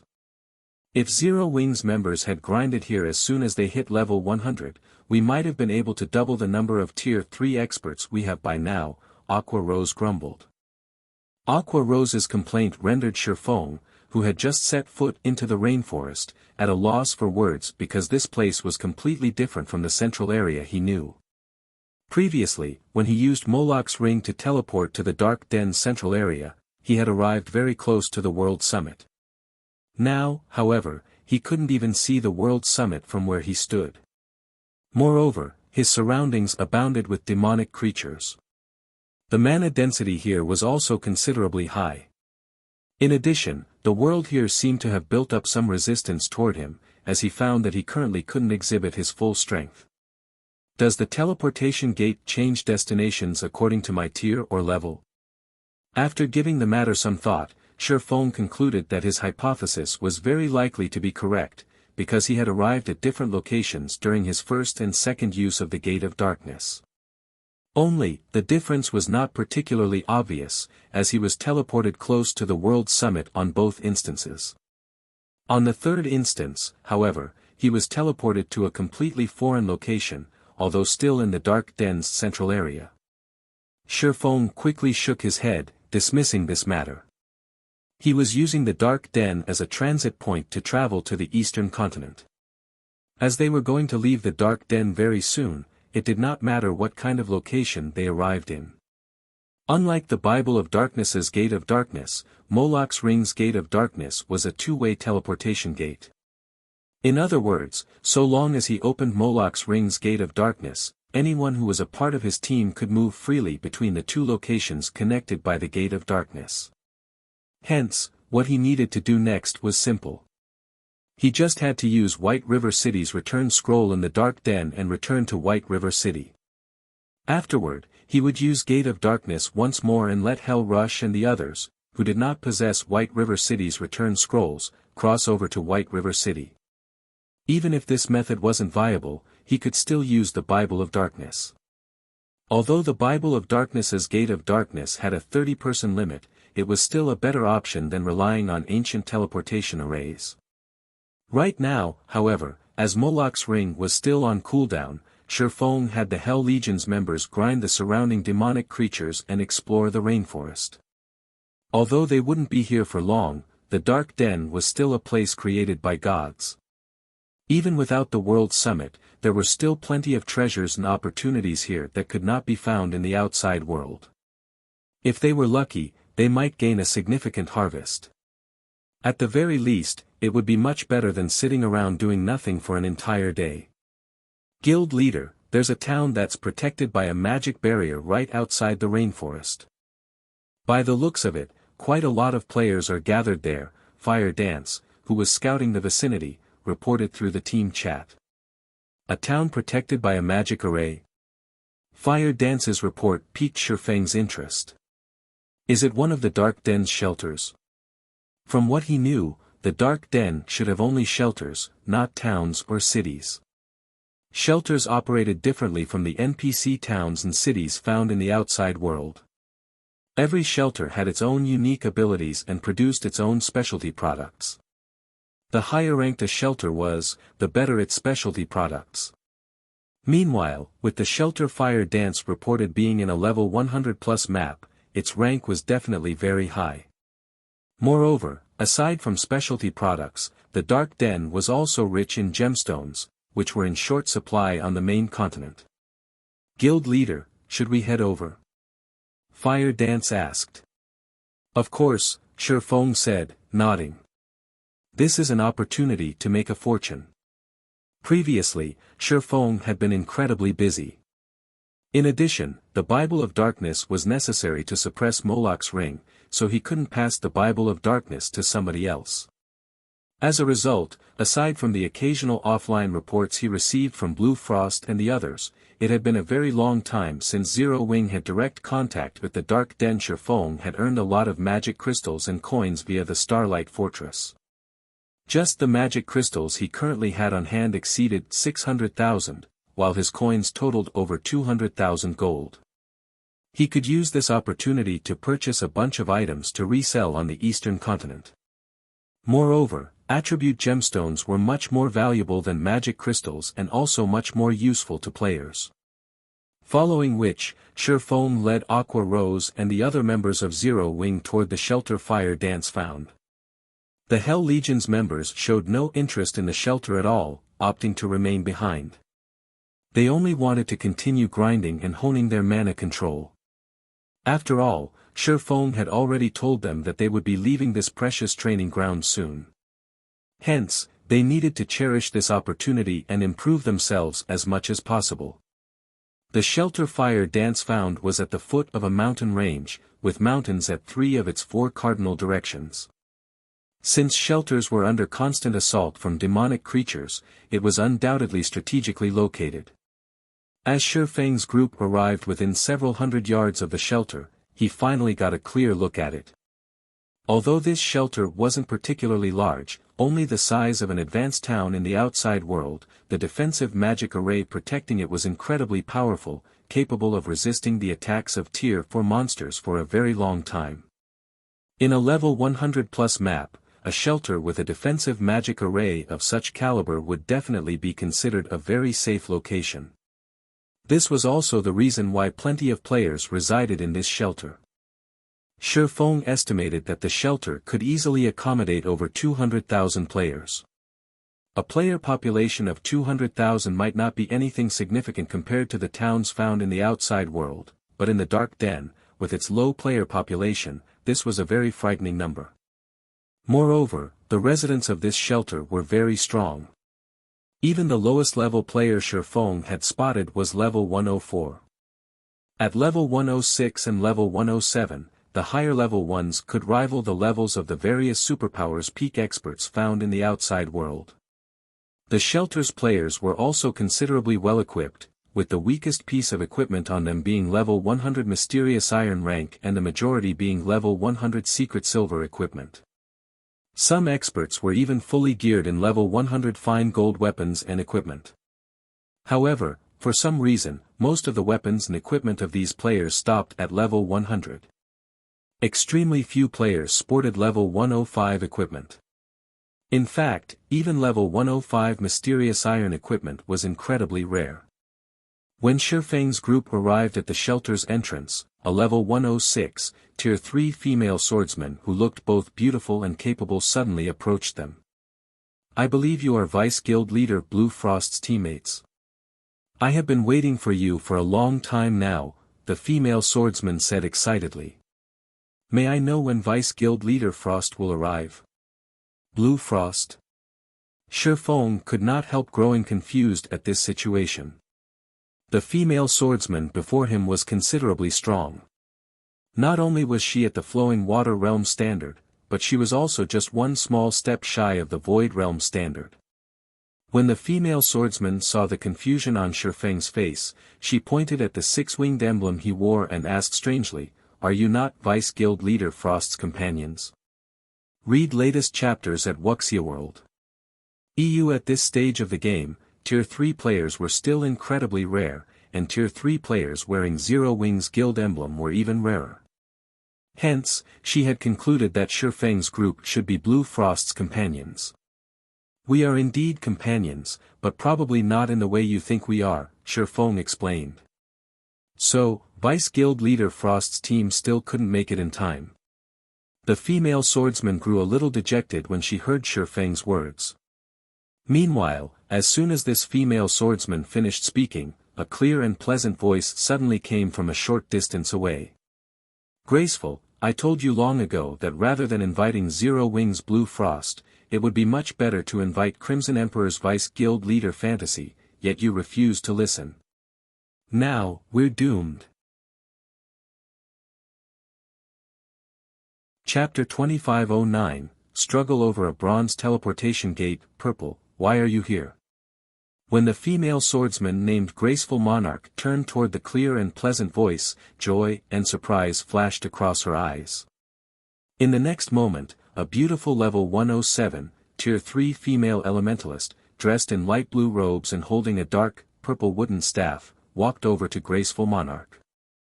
Similar to Graceful Monarch, this female elementalist was almost at the Void Realm. However, In the female elementalist's presence, the surrounding mana was much tamer than before, looking as if it had found its owner. The appearance of this female elementalist immediately caught the attention of the surrounding players. Everyone turned to look at her, many of the female players present eyeing her with awe and worship. What? Purple Rakshasa? She actually came here. It seems our extreme light shelter has hope of protecting our bronze teleportation gate this time. That's only natural. After all, Purple Rakshasa is one of the Dark Den's 3 great elementalists, just like Shelter One's Blue Frost. Although she just got promoted to the position recently, she's not the slightest bit weaker than Blue Frost. With her youth, she might even surpass Blue Frost and become the #1 elementalist in the Dark Denver. As the various experts present looked at the luxuriously dressed Tier 3 female elementalist, they broke into a heated discussion among themselves. The originally tense atmosphere enveloping the shelter also lightened considerably due to her appearance. Purple Rakshasa. When Shifeng looked at the female elementalist who looked like a prideful female leopard, he, too, was surprised. He never thought that he would meet her, one of God's domain's famous 12 sacred elementalists. During Shifeng's previous life, Blue Frost had served as one of the capable generals of Fantasy Shrine and received the first-rate guild's full support. This was the reason why he had managed to become a Tier 5 expert in God's domain.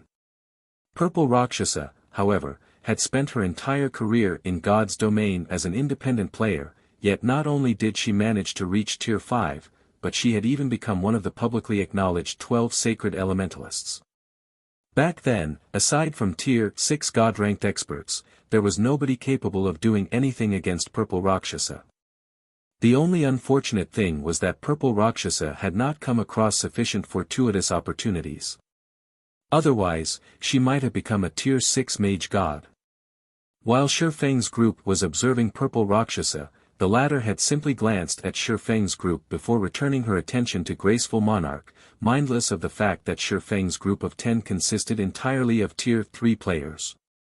Currently, Tier 3 players might still be very powerful, but they were no longer as rare as before. Moreover, there were stark differences between players even after reaching Tier 3, unlike when players were still at Tier 2. The reason for this was the difference in mana body rank. If players merely completed the most basic trial when challenging their Tier 3 promotion quest, their strength would not increase by much. Meanwhile, the majority of the Tier 3 experts she normally saw had gotten promoted to Tier 3 using this method. Such Tier 3 experts might be unreachable existences in the eyes of ordinary players, but for experts of her caliber, such Tier 3 experts were no different from ordinary Tier 2 experts. They merely had a few more basic attributes than their Tier 2 counterparts. The Extreme Light Shelter's bronze teleportation gate is our lifeline to the outside world. If we really let guilds from the outside world monopolize it, then local players like ourselves will be doomed.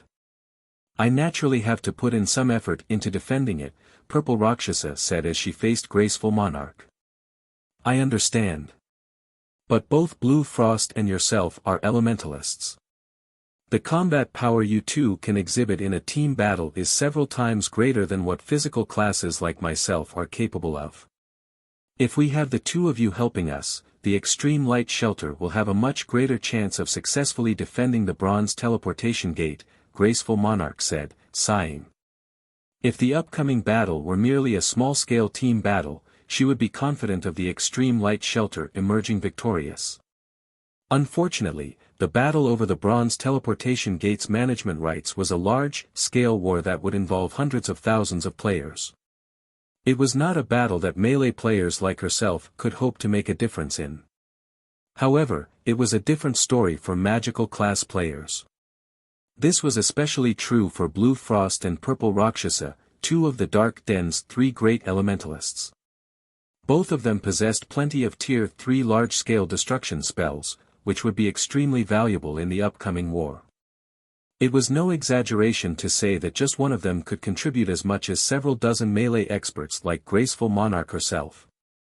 Otherwise, she wouldn't have sought out Blue Frost to manage the bronze teleportation gate together. Blue Frost's team is indeed very strong. This is especially true if those several lunatics are participating, as well. However, if you think you can win against the outside world superpowers in the upcoming war by relying just on them, you're in for a rude awakening. You don't know how powerful the outside world superpowers are, Purple Rakshasa said, shaking her head. Even with my current self, I can barely hold my own against 2 or 3 peak experts belonging to superpowers simultaneously. As for the various superpowers domain realm monsters, I'd have trouble surviving against one of them. However, each of these superpowers has several domain realm monsters. They have several experts that even you can't defeat. Graceful Monarch's eyes widened in shock when she heard Purple Rakshasa's words. After all, Purple Rakshasa could trounce over a dozen tier 3 experts by herself. Even the peak experts of first-rate guilds were no match for her. Graceful Monarch found it truly hard to believe that the outside world superpowers had multiple experts that surpassed Purple Rakshasa. Emicham. I met a lot of experts during my last visit to the outside world. I have to admit that the combat standards there are much higher than the Dark Dens. We only have an advantage when it comes to tier 3 skills and spells, as well as level 100 weapons and equipment, Purple Rakshasa said humbly. What should we do, then? If what you say is true, our shelter doesn't stand a chance, Graceful Monarch said, frowning. Although she had long since known that the outside world superpowers were not simple, she never thought that they were this strong. Hence, like I said before, partnering with Vice Guild leader Fantasy is our best option. With Crimson Emperor's help, we can easily secure our hold over the Bronze Teleportation Gate and gain more time for preparations, Purple Rakshasa advised. She then glanced at Shurfeng's group before continuing, otherwise, even if Shelter 1's experts arrive, we will still lose the gate. It seems we have no choice but that, Graceful Monarch said, consenting to Purple Rakshasa's suggestion. She knew that the Elementalist never lied. Hence, when she saw the serious expression on Purple Rakshasa's face, she understood that the chances of the Extreme Light Shelter winning without Crimson Emperor's help was minuscule. Following which, Graceful Monarch had Purple Rakshasa contact Crimson Emperor's side before turning her attention to Shurfeng's group. I apologize for mistaking your identities before. I also hope that you don't take Purple Rakshasa's words to heart. She's not looking down on Zero Wing. It's just that the Extreme Light Shelter's future is at stake right now. As compensation, read latest chapters at Wuxia World. I can represent the Extreme Light Shelter in offering you a 20% discount on all expenditures inside the shelter today. However, as the Extreme Light Shelter will be fighting a war soon, I advise you not to stay for too long. Otherwise, you're likely to get embroiled in the fight. If that happens, you'll have a difficult time leaving, Graceful Monarch said in an apologetic tone to Shurfeng. Meanwhile, just as Shurfeng was about to say something, Purple Rakshasa suddenly walked over with an excited look on her face. Graceful, good news. Vice Guild leader Fantasy and her team has arrived already. She says that she'll be here soon. At that time, you can negotiate the partnership with her, Purple Rakshasa said, looking at Graceful Monarch. Shortly after Purple Rakshasa finished speaking, a group of players appeared on the street some distance away. Standing at the head of this group of players was a female cleric with a charming appearance. The arrival of this group of players caused an uproar among the nearby players. This was because every member of this 100-man team was actually a Tier 3 player. The number of Tier 3 experts in this team almost equaled the total Tier 3 player population of the Extreme Light Shelter. Chapter 25:10, Zero Wings Guild Leader, Black Flame, 100 Tier 3 Experts. So, this is the strength of a super first-rate guild. That cleric walking in the lead is amazing. Not only is she geared in a complete set of level 105 fine gold set equipment, but she even has 3 epic weapons and equipment. With this kind of equipment, she can probably suppress Purple Rakshasa with basic attributes alone. When the residents of the Extreme Light Shelter saw Crimson Emperor's members, their eyes nearly fell out of their sockets from shock. Aside from all 100 members of Crimson Emperor's team being Tier 3, just the weapons and equipment Crimson Emperor's members sported were enough to blind the eyes of everyone in the shelter. After all, not to mention level 105 secret silver and fine gold weapons and equipment, barely any level 105 weapons and equipment existed in the Extreme Light Shelter. Moreover, the majority of them were even mysterious iron rank. However, even the weakest piece of equipment on Crimson Emperor's members was level 105 secret silver rank. Unprecedented shock filled Graceful Monarch's heart at this scene. At the same time, she finally understood why Purple Rakshasa had strongly recommended that the Extreme Light Shelter partner with Crimson Emperor. The Extreme Light Shelter was one of the top 10 shelters in the entire Dark Den, with a large number of expert players based in it. However, when compared to Crimson Emperor, the Extreme Light Shelter was like a candle flame before a raging firestorm. The difference in Tier 3 experts aside, just the difference in combat standards was already more than enough to instill despair in Graceful Monarch. From what she could tell, even the weakest expert among Crimson Emperor's team was at the Flowing Water Realm, with many of them experts at the Void Realm. In fact, Graceful Monarch couldn't even fathom the depths of the female cleric at the lead. However, her instincts told her that this female cleric was definitely far stronger than herself.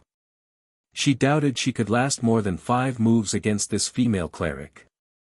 Graceful Monarch had to admit that Purple Rakshasa was right. It really would be meaningless even if Zero Wings Blue Frost arrived. After all, they could most likely resolve the struggle over the Bronze Teleportation Gate this time with just Crimson Emperor's people. A short moment later, Crimson Emperor's members arrived before Graceful Monarch and Purple Rakshasa. The combined aura released by 100 Tier 3 experts was enough to stifle the breath of the surrounding players. Graceful, let me introduce you. This person here is Illusory Words, a Vice Guild leader of Crimson Emperor. Previously, it was only thanks to Vice Guild leader Illusory that I managed to complete that epic quest of mine. Without her help, I wouldn't have been able to develop as quickly as I did, Purple Rakshasa said in a respectful tone. So long as we have Vice Guild leader Illusory's help, we definitely won't have a problem defending the Bronze Teleportation Gate. Purple Rakshasa had personally witnessed Illusory Words' strength before. Back then, with just her own strength, Illusory Words had suppressed a Grand Lord of the same level. If not for the excessive HP of level 100 plus Grand Lords, Illusory Words would have been more than capable of soloing it. Illusory Words' strength was something Purple Rakshasa had been seeking to attain all this time. Compared to Illusory Words, the Dark Den's top-ranking experts, such as Blue Frost, were nothing. Greetings. I am Graceful Monarch, the commander of the Extreme Light Shelter's #1 adventure team. Graceful Monarch said, introducing herself. I believe you already know about the struggle over the Bronze Teleportation Gate. On behalf of the Extreme Light Shelter's various adventure teams, I hope that you can assist us in defending our Bronze Teleportation Gate. The Extreme Light Shelter is willing to offer 30% of the gate's slots to Crimson Emperor for the successful defense of the gate. May I know what you think of this proposal, Vice Guild leader Illusory? The main function of the Bronze Teleportation Gate was to facilitate travel between the Dark Den and the outside world. However, the gate limited travel to a maximum of 1,000 players daily. It naturally held an incredibly huge temptation for the Dark Den's players and the players of the outside world. As a result, the gate had become the Extreme Light Shelter's main source of income. However, as luck would have it, powers in the outside world had somehow obtained a key that could control the Bronze Teleportation Gate and gain the right to contest for the gate's authority. Fortunately, the Extreme Light Shelter was the one responsible for activating the Bronze Teleportation Gate and held a dominant position over it. Hence, the Extreme Light Shelter could send as many players as it wanted to defend the gate. On the other hand, the key allowed its user to send only a maximum of 5,000 players to contest for the gate. Originally, Graceful Monarch had been relatively confident that the Extreme Light Shelter could protect the Bronze Teleportation Gate all by itself. She had recruited the help of Shelter 10 Wing merely as a precaution. However, after seeing Crimson Emperor's team, she came to understand how mistaken she was. In front of a true superpower, the 100+ Tier 3 experts the Extreme Light Shelter possessed were nothing but a joke. As for Tier 2 players, they were nothing more than cannon fodder before Tier 3 players. The most they could do was whittle down the stamina of the enemy's Tier 3 players. However, if the Extreme Light Shelter's Tier 3 experts couldn't stand up to the enemy's Tier 3 players, then the efforts of the Shelter's Tier 2 players would be for naught. After Graceful Monarch finished speaking, she looked at Illusory Words nervously.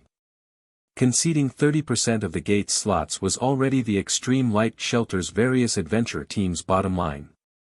After all, aside from the slots for the various adventure teams, the Shelter had to sell some to earn the resources and coins for its own development.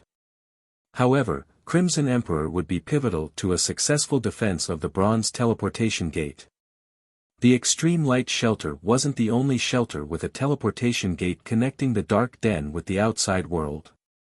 However, its Bronze Teleportation Gate was currently the sole teleportation gate to have a key fall into the hands of a superpower in the outside world. The keys for the other teleportation gates had yet to be discovered. Meanwhile, for a teleportation gate that had its key discovered, the shelter that ruled the gate would face a power struggle once a month. Moreover, the timing of the struggle was the same for all teleportation gates. In other words, Crimson Emperor would be able to help only one shelter at a time. The Extreme Light Shelter might be the only shelter available for Crimson Emperor to partner with right now, but that wouldn't be the case in the future. It was only a matter of time before a power in the outside world discovered the keys of the teleportation gates of the other shelters. At that time, Crimson Emperor would have more, and possibly better, partners to choose from. During the time Graceful Monarch and Purple Rakshasa were quietly waiting for Illusory Words' reply, the latter actually had her eyes directed behind Graceful Monarch.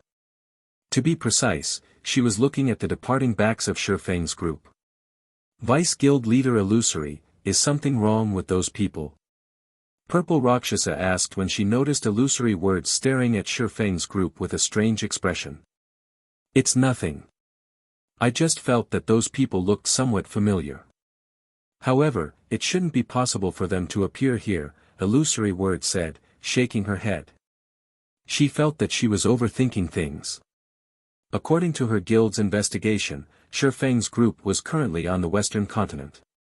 With the Western continent's resources at hand, why would they come to such a small world to compete for resources?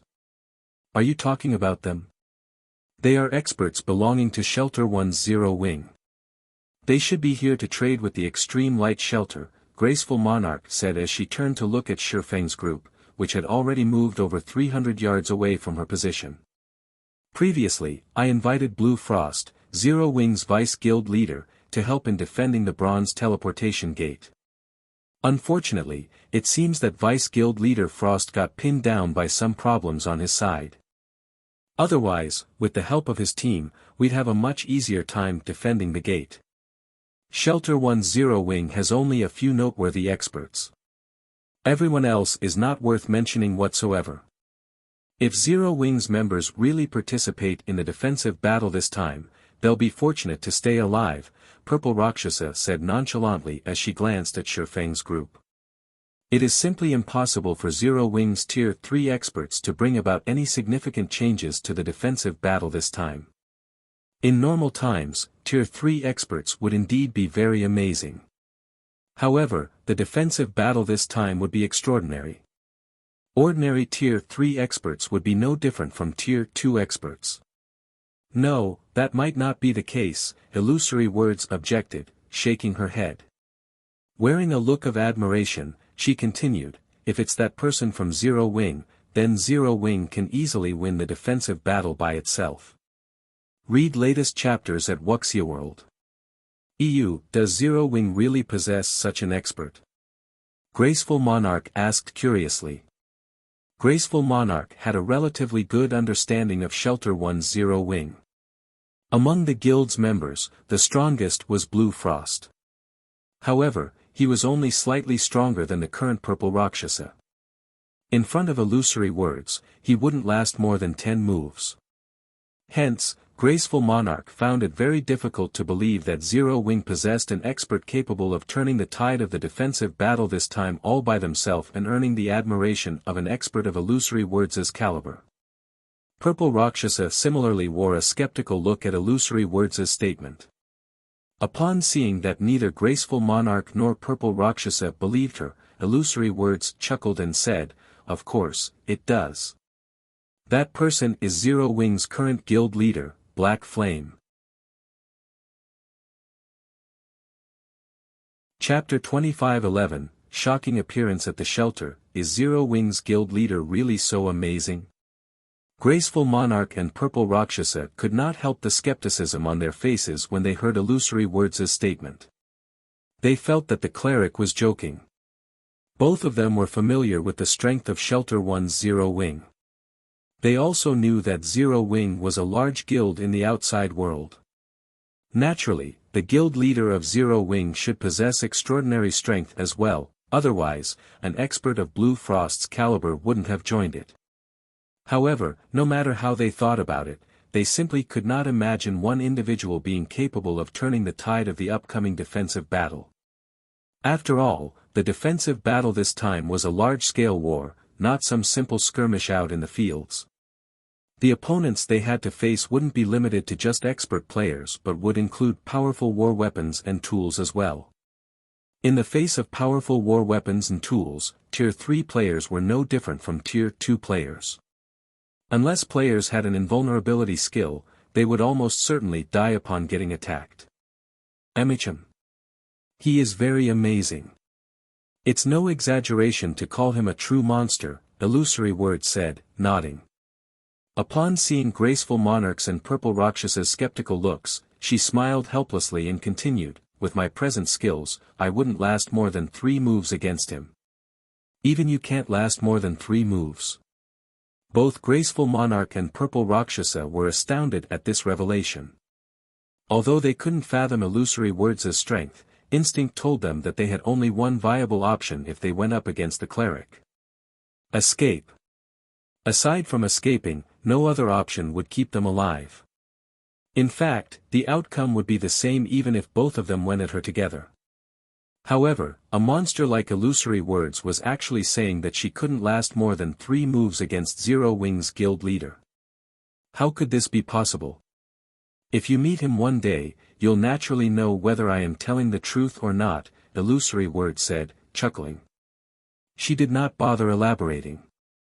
In response, Graceful Monarch and Purple Rakshasa still maintained a dubious attitude to illusory words' statement. However, they did not pursue this matter. Instead, they shifted the conversation to the details of the upcoming defensive battle. During the time Graceful Monarch and the others were discussing among themselves, Shifeng had left the extreme light shelter together with Fire Dance and the others, completely ignorant of the words that illusory words had said about him. "Guild leader, are we leaving so quickly? I saw many attribute gemstones on sale at very low prices here. There are even Tier 3 skill and spell books available. It's a huge waste to leave this place so soon," Aqua Rose said when she noticed that Shifeng had no intention of lingering in the extreme light shelter. It would have been fine if she hadn't entered the extreme light shelter. However, after entering it, she discovered that the shelter was a treasure trove.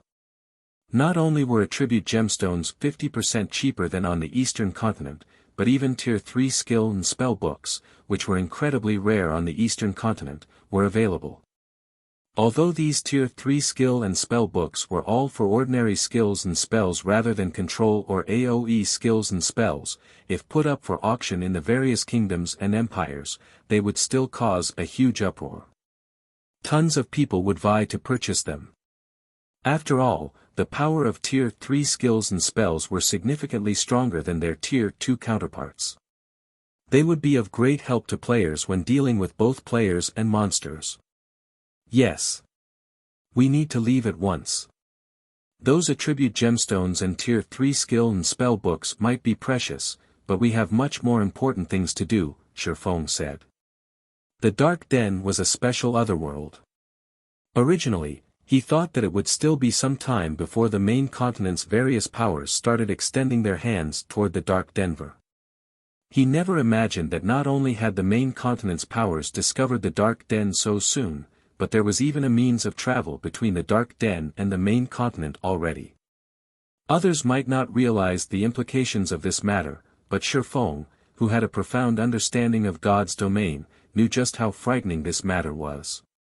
In fact, it wouldn't be an exaggeration to say that the various powers would go crazy upon realizing the Dark Den's benefits. Skill and spell books at the tier 3 standard and above were incredibly rare in the outside world. Players wouldn't necessarily obtain one even if they rated level 100 plus super large-scale team dungeons. Most other worlds shared the same problem. However, the Dark Den was an exception. Let alone tier 3 skills and spells, even tier 3 taboo skills and curses were relatively easily obtainable here. Meanwhile, aside from unlocking the potential of one's mana body, the next fastest way to improve one's combat power would be to learn more tier 3 skills and spells. Nowadays, competition in God's domain was intensifying, and the various powers were all frantically searching for ways to increase their own strength.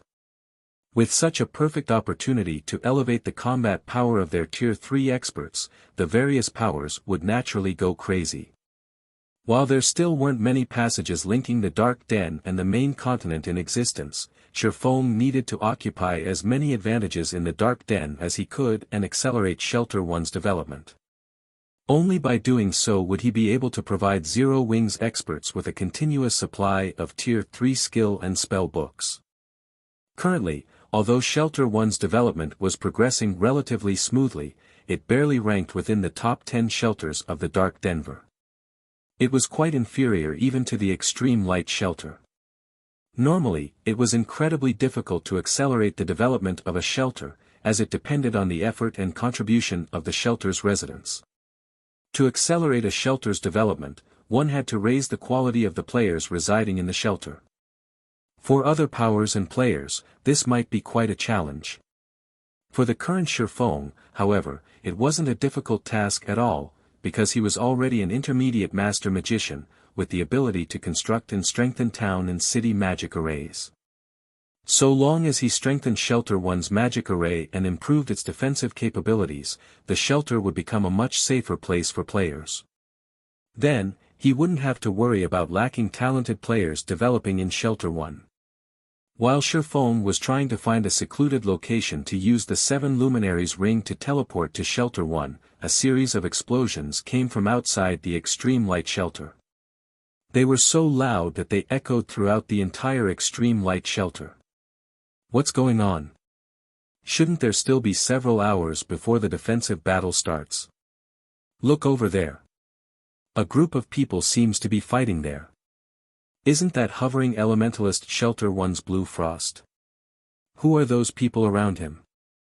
They're so amazing. They actually managed to reduce one of our Dark Den's 3 great elementalists to such a miserable state. The players standing guard on the walls of the Extreme Light Shelter gaped in shock as they looked at a nearby plane. This was because Blue Frost and 24 or so other Tier 3 experts were currently surrounded by a force of several hundred players. Moreover, not only was Blue Frost's side at a complete disadvantage, but by the looks of it, it was also only a matter of time before Blue Frost's side got annihilated. Those were Tier 3 players they were talking about. At this stage of the game, Tier 3 players were existences capable of instant killing Tier 2 players. This was especially true for a Tier 3 expert like Blue Frost. He could instantly kill a group of Tier 2 players if he wanted to. Now, however, Blue Frost and his team were actually on the defensive, and didn't even have any room to retaliate. Since when did the Sentinel Shelter's people become so strong? Graceful Monarch, who had hurried her way to the top of the shelter's walls, was surprised when she saw the players attacking Blue Frost's team. Others might not be familiar with the several hundred players attacking Blue Frost's team, but she was. These players were experts belonging to the Sentinel Shelter's #1 adventurer team, whom she had clashed with recently. However, back then, the overall strength of this adventurer team was significantly weaker than Blue Frost's team. The adventurer team also had only a little over a dozen Tier 3 experts. There was no way it could match up with Blue Frost's team at all. Now, however, every one of the Tier 2 experts from the Sentinel Shelter had seemingly activated a berserk skill. They not only possessed frightening basic attributes but could also fly for short periods. Blue Frost's team couldn't shake off these Tier 2 experts even if they wanted to. Wait, that's not right. All those people from the Sentinel Shelter are demonized. Moreover, their demonized ranks are considerably high. Purple Rakshasa revealed a somber expression when she saw this scene. Demonized players were extremely rare in the Dark Denver. After her Tier 3 promotion, she had come across a demonized player only once. Although the demonized player was also Tier 3, his combat standard was only at the Refinement Realm standard. However, she had ended up fighting a bitter battle and had even nearly lost her life to the demonized player. Now, however, the Sentinel Shelter actually possessed several hundred Tier 2 demonized experts and over a dozen Tier 3 demonized experts. The Sentinel Shelter originally possessed relatively great strength already, ranking among the Dark Den's top 15 shelters. Troubled Times, the commander of the Sentinel Shelter's #1 adventurer team, was even one of the rare few peak experts in the Dark Denver. As for the remaining Tier 3 experts belonging to Troubled Times' adventurer team, even the weakest among them was at the Refinement Realm standard. With all of these players demonized, Purple Rakshasa couldn't imagine how Blue Frost's team could survive this battle. While everyone from the Extreme Light Shelter was discussing this matter, Blue Frost and his teammates continuously lost HP. Frost, have you still not come to your senses? A level 108, Tier 3 Berserker asked as he quietly watched Blue Frost frantically fending off one attack after another.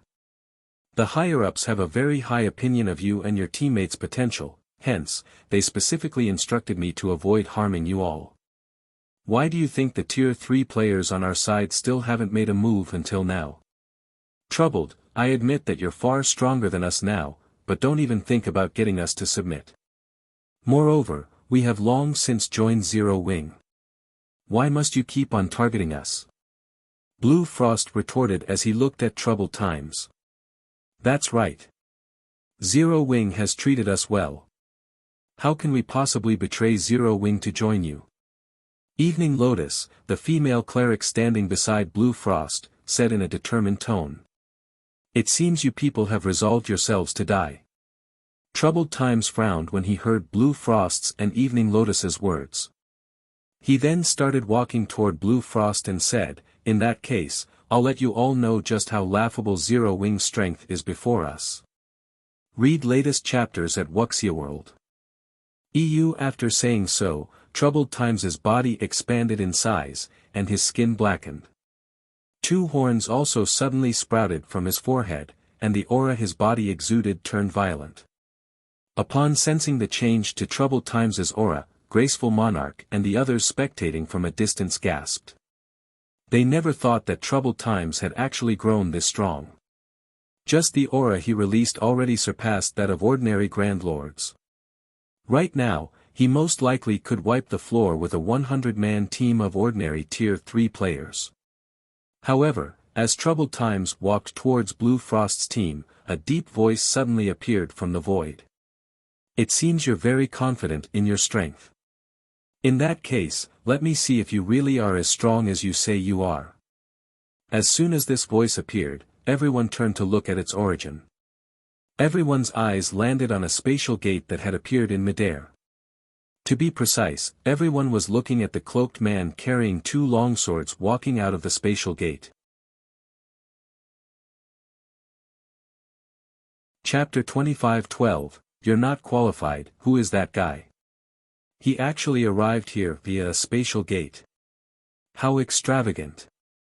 Is that guy tired of living? Can't he see that even an expert like Blue Frost is getting cornered? Does he think Troubled Times is a reasonable person? The spectating players inside the extreme light shelter were stunned and they saw Shifeng suddenly appear in the middle of the battlefield. They never imagined that such a situation would occur. Even from several yards away, everyone could clearly sense the frightening aura Troubled Times exuded. The strength he possessed had definitely reached inhuman levels. There was no doubt that the current Troubled Times could defeat Blue Frost in just a handful of moves. In fact, Troubled Times was most likely more than capable of soloing Blue Frost's entire team. Yet, there was actually someone who experienced Troubled Times' domineering strength and still dared to provoke him. A measly Tier 3 player dares oppose our commander. Bastard, you're 100 years too early. I'll let you know now what true strength is. The level 108, Tier 3 shield warrior standing behind Troubled Times bellowed in anger, then raised his shield and axe and charged at Shifeng, determined to let the swordsman know just how powerful the sentinel shelter was. This person actually dares provoke Troubled Times just so that he can become famous. With this, nobody in the entire dark den can save him. The sentinel shelter definitely won't stop hunting him down until he's back to level 0. Wait, that's not right. That person seems to be wearing Zero Wings Guild emblem too. He should be here to rescue Blue Frost's team. What's the point of coming out now? Can't he see just how frightening Troubled Times is right now? Let alone Blue Frost's team, even our Extreme Light Shelter's #1 adventurer team would be no match for Troubled Times. What can a lone person like him possibly hope to accomplish? At this moment, some players with good eyesight noticed the silver, six-winged emblem pinned on Shifeng's black cloak. However, even after seeing this guild emblem, nobody felt optimistic about this situation. Everyone merely sighed at or ridiculed Shifeng's actions. Before today, with Zero Wing's help, Shelter 1 definitely had a chance to grow into one of the Dark Den's top 3 shelters. However, now that Shelter 1 was faced with the overbearing Sentinel Shelter, it was fated to fall into oblivion. He shouldn't have gone, Graceful Monarch, who was spectating atop the Extreme Light Shelter's wall, muttered to herself. She was initially surprised when she saw Shifeng making an appearance on the battlefield. Afterward, however, she could not help but shake her head and sigh. In the eyes of Tier 2 experts, Shifeng, who was a Tier 3 player, would indeed be considered very strong. However, his current opponents were the Tier 3 demonized experts from the Sentinel Shelter. It seems he has quite the backbone. Purple Rakshasa was surprised as she watched Shifeng land before Troubled Times. However, if even Blue Frost is struggling against the Sentinel Shelter, what can that guy possibly hope to accomplish? Nobody had a better idea of exactly how powerful demonized players were than she did. Demonized players' basic attributes and physique far surpassed those of regular players of the same tier. One could say that, at this point in time, aside from illusory words, nobody in the entire Extreme Light Shelter could pose a challenge to the Sentinel Shelter. Unfortunately, there was no reason for someone of illusory words' stature to interfere in such an affair. However, when Purple Rakshasa turned to illusory words, who stood beside her, she noticed a heavy and shocked expression appear on illusory words' face. It was as if the cleric had just seen a ghost. Why is he here? Illusory words muttered, her eyes wide with astonishment. Right now, the shock she felt was obvious even to the ordinary players present. Vice Guild Leader Illusory. Purple Rakshasa could not help growing curious as she looked at illusory words. Previously, illusory words had maintained her composure when bathed in Troubled Times' imposing aura. Now, however, illusory words actually looked shaken after seeing an ordinary Tier 3 swordsman who exuded not the slightest bit of aura. This situation was simply unbelievable. Vice Guild Leader Illusory, do you know that person? Graceful Monarch asked. She, too, could clearly sense illusory words losing her composure. Previously, Graceful Monarch had already carefully observed Shifeng and understood that he possessed considerable strength. However, it was not at a level where experts of her caliber needed to pay much attention. The only thing she found noteworthy about Shifeng was that he was an expert of Zero Wing. However, if even Blue Frost, a vice guild leader of Zero Wing, had failed to gain her illusory words' interest, how could a measly tier 3 expert from Zero Wing possibly do so? I do. Of course, I do, Illusory Words said, a smile blooming on her face when she saw the curious gazes Graceful Monarch and Purple Rakshasa were directing at her. He's the person I told you about before. He's Zero Wing's guild leader, Black Flame. As soon as Illusory Words mentioned the name of Black Flame, Graceful Monarch and Purple Rakshasa were momentarily stunned. Vice Guild Leader Illusory, you're saying that he is Zero Wing's guild leader? Purple Rakshasa instinctively denied the truth of Illusory Words' statement. How is that possible? I met him before. Let alone the aura of a tier 3 player, even the mana fluctuations he is giving off are very weak for a tier 3 player. How can he possibly be the monster you mentioned? In God's domain, all expert players would exude an aura of strength. After they reached tier 3, the mana fluctuations their bodies caused would also become much more difficult to hide. Moreover, even if a player managed to conceal those mana fluctuations, an expert's instincts would still warn them if they were standing before an opponent with monstrous strength. Take Illusory Words, for example. Despite Illusory Words having concealed her strength completely, Purple Rakshasa's instincts still warned her against fighting the cleric. However, Purple Rakshasa could not sense anything from Shifeng. In her mind, Shifeng was the textbook example of an ordinary tier 3 player. So, he is that rumored guild leader of Zero Wing? Graceful Monarch muttered doubtfully as she looked at the distant Shifeng. Similar to Purple Rakshasa, she found Illusory Words' statement incredible and suspected it was a joke. The Black Flame Illusory Words mentioned was Zero Wing's guild leader. Even if he wasn't as strong as Illusory Words said he was, he should, at least, be stronger than Blue Frost and his teammates. Otherwise, with the personalities of Blue Frost and the others, they definitely wouldn't be willing to submit themselves to his command. On the other hand, someone of Illusory Words' stature had no reason to play jokes on experts like them. While Purple Rakshasa and Graceful Monarch were half-doubting Illusory Words' statement, Blue Frost suddenly exclaimed in bewilderment. Guild leader? Although Blue Frost did not speak very loudly, his words swept through the battlefield, and subsequently, the extreme light shelter, like a typhoon. What? He really is Zero Wing's guild leader? Purple Rakshasa and Graceful Monarch goggled in shock upon hearing Blue Frost's words.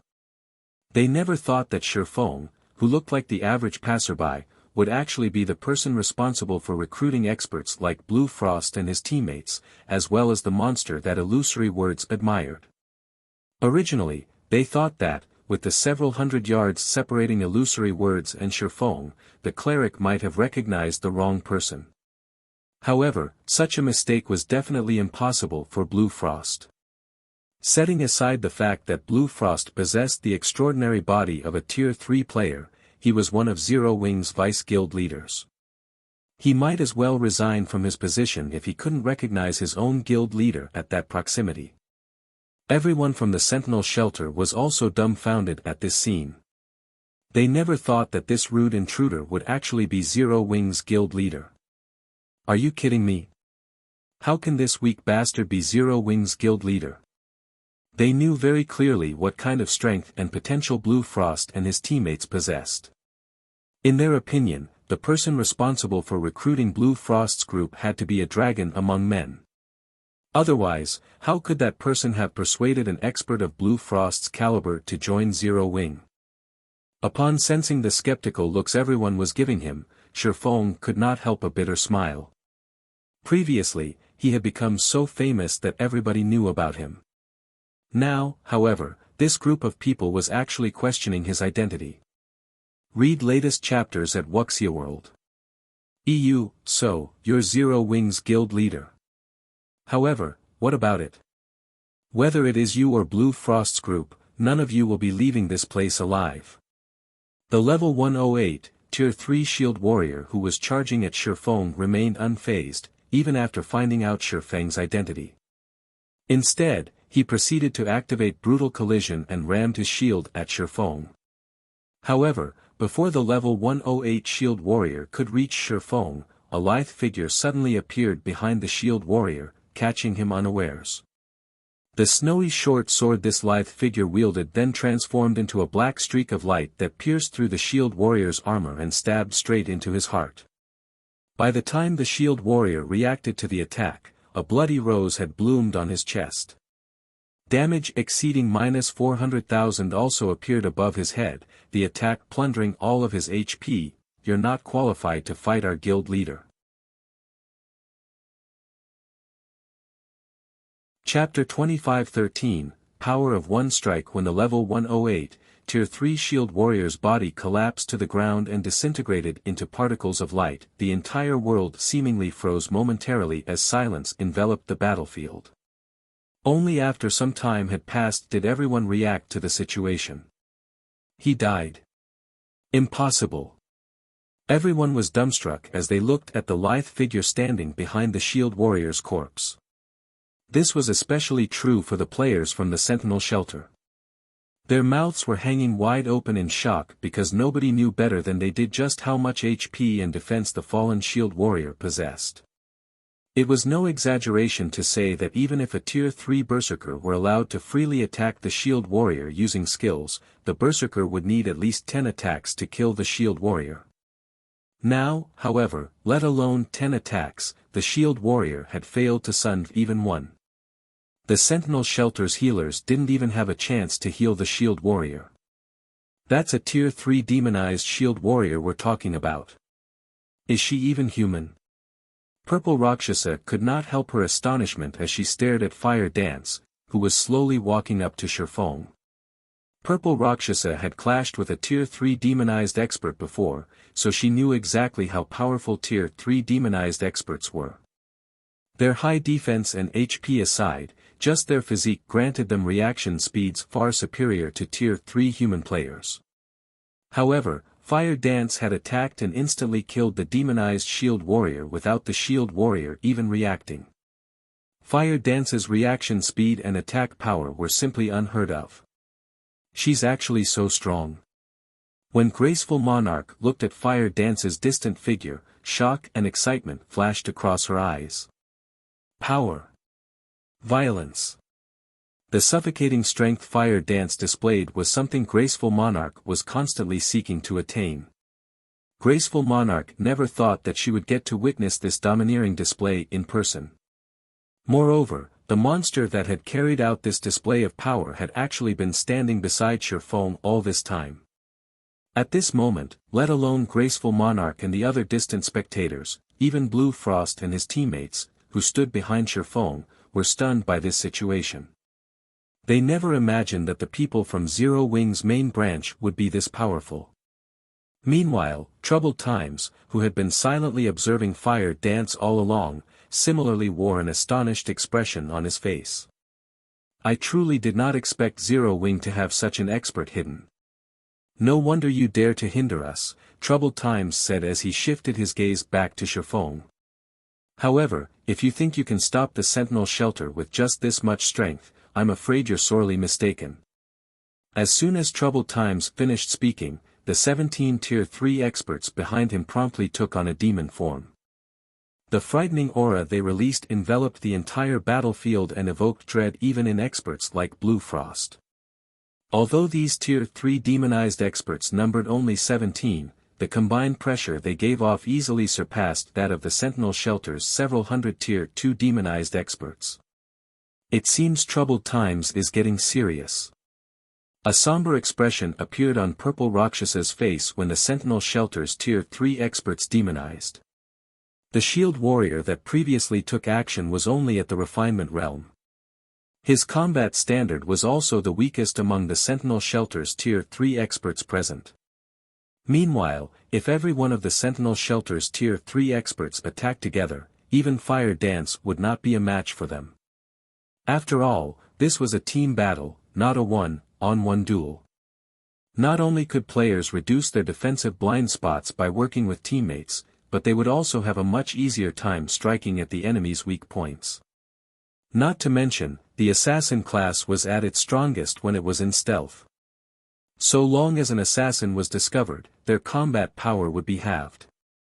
Meanwhile, at this point, Troubled Times and the others had already noticed Fire Dance's existence.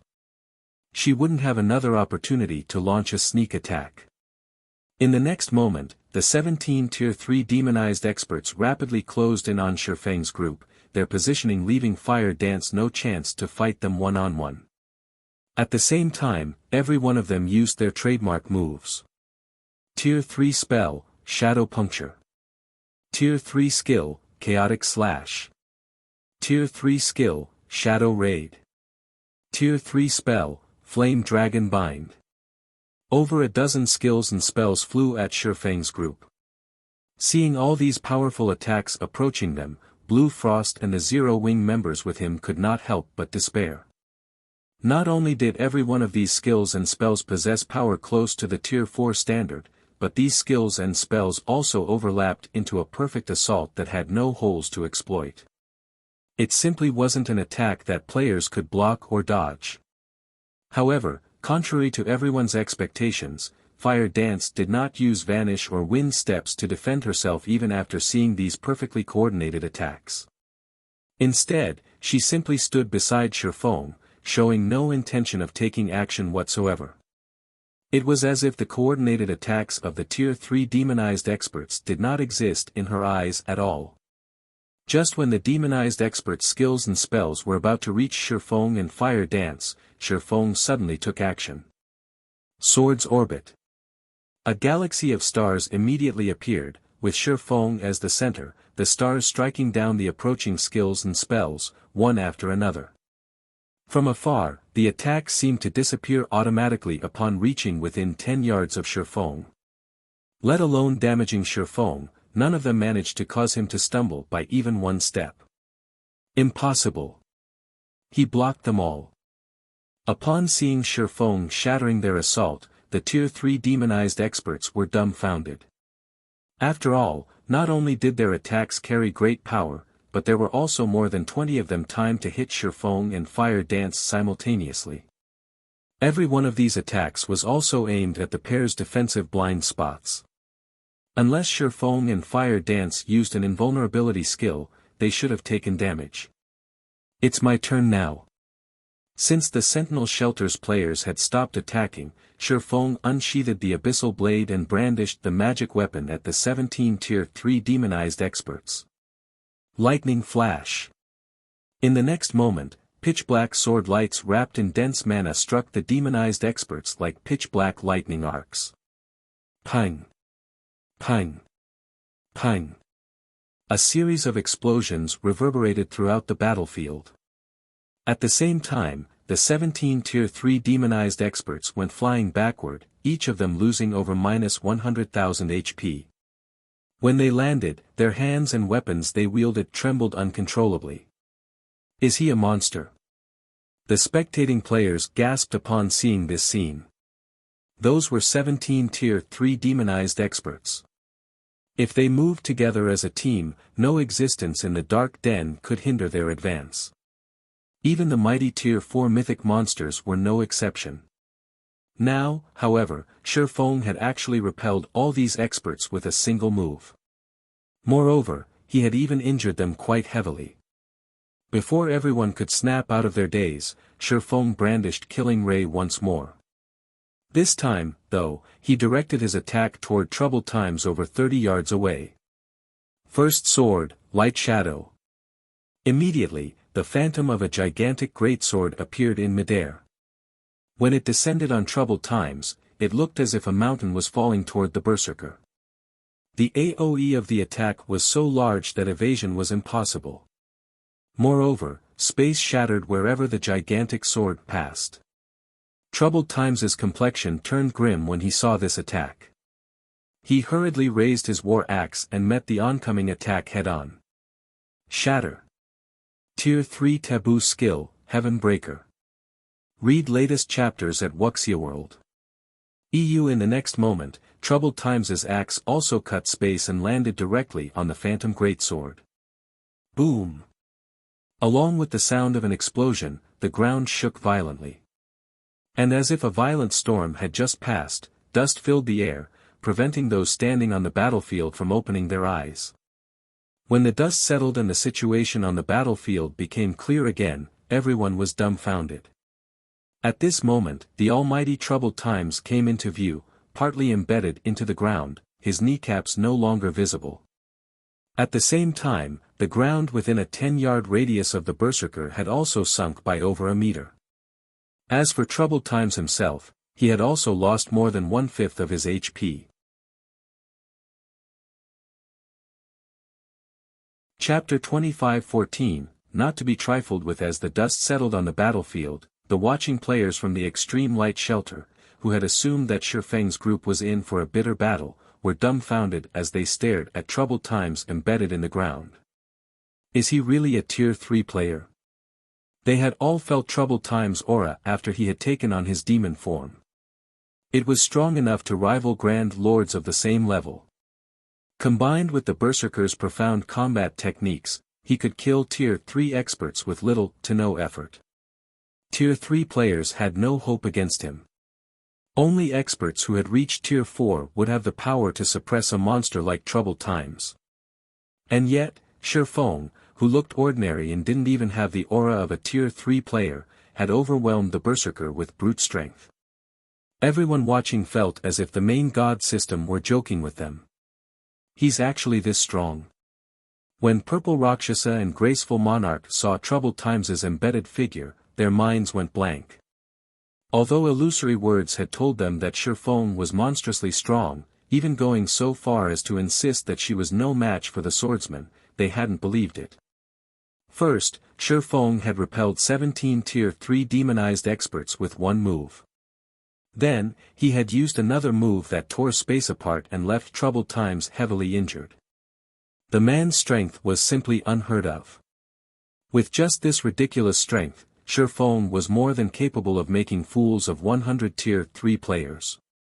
When demonized, Troubled Times enjoyed inhuman basic attributes. If any other Tier 3 player had stood against Shi Feng's attack, they would have instantly perished. In other words, Shi Feng was powerful enough to instant-kill Tier 3 players.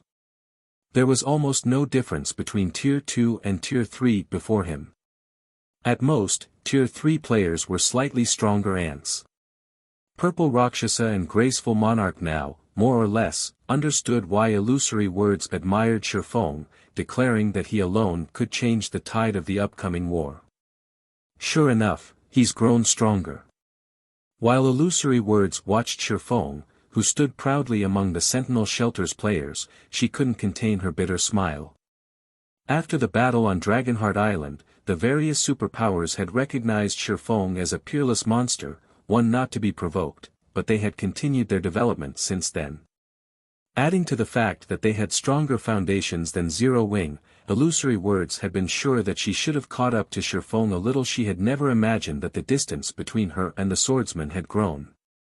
She had been humble when she had told Graceful Monarch and Purple Rakshasa that she wouldn't last more than 3 moves against Zero Wing's guild leader.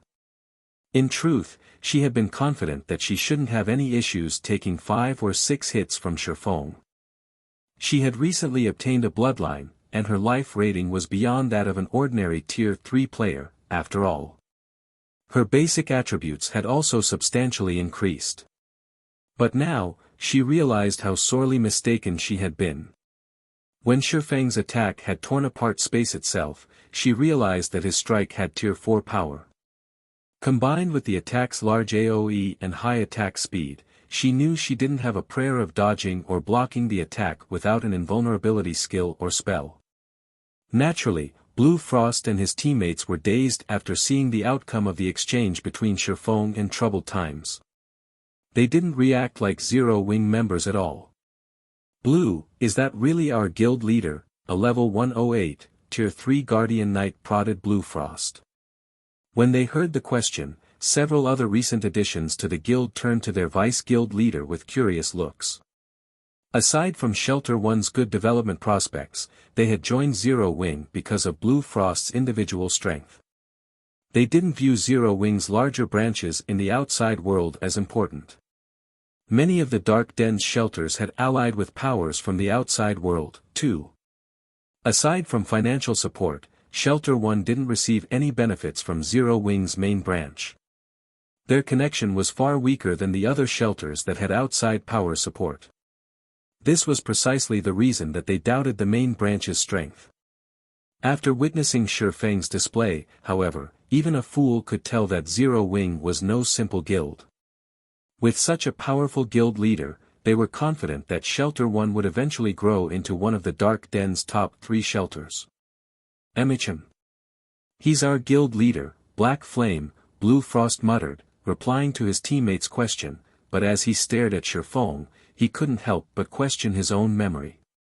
The power the swordsman had just used was too overwhelming. The man was nothing like the Shifeng he remembered.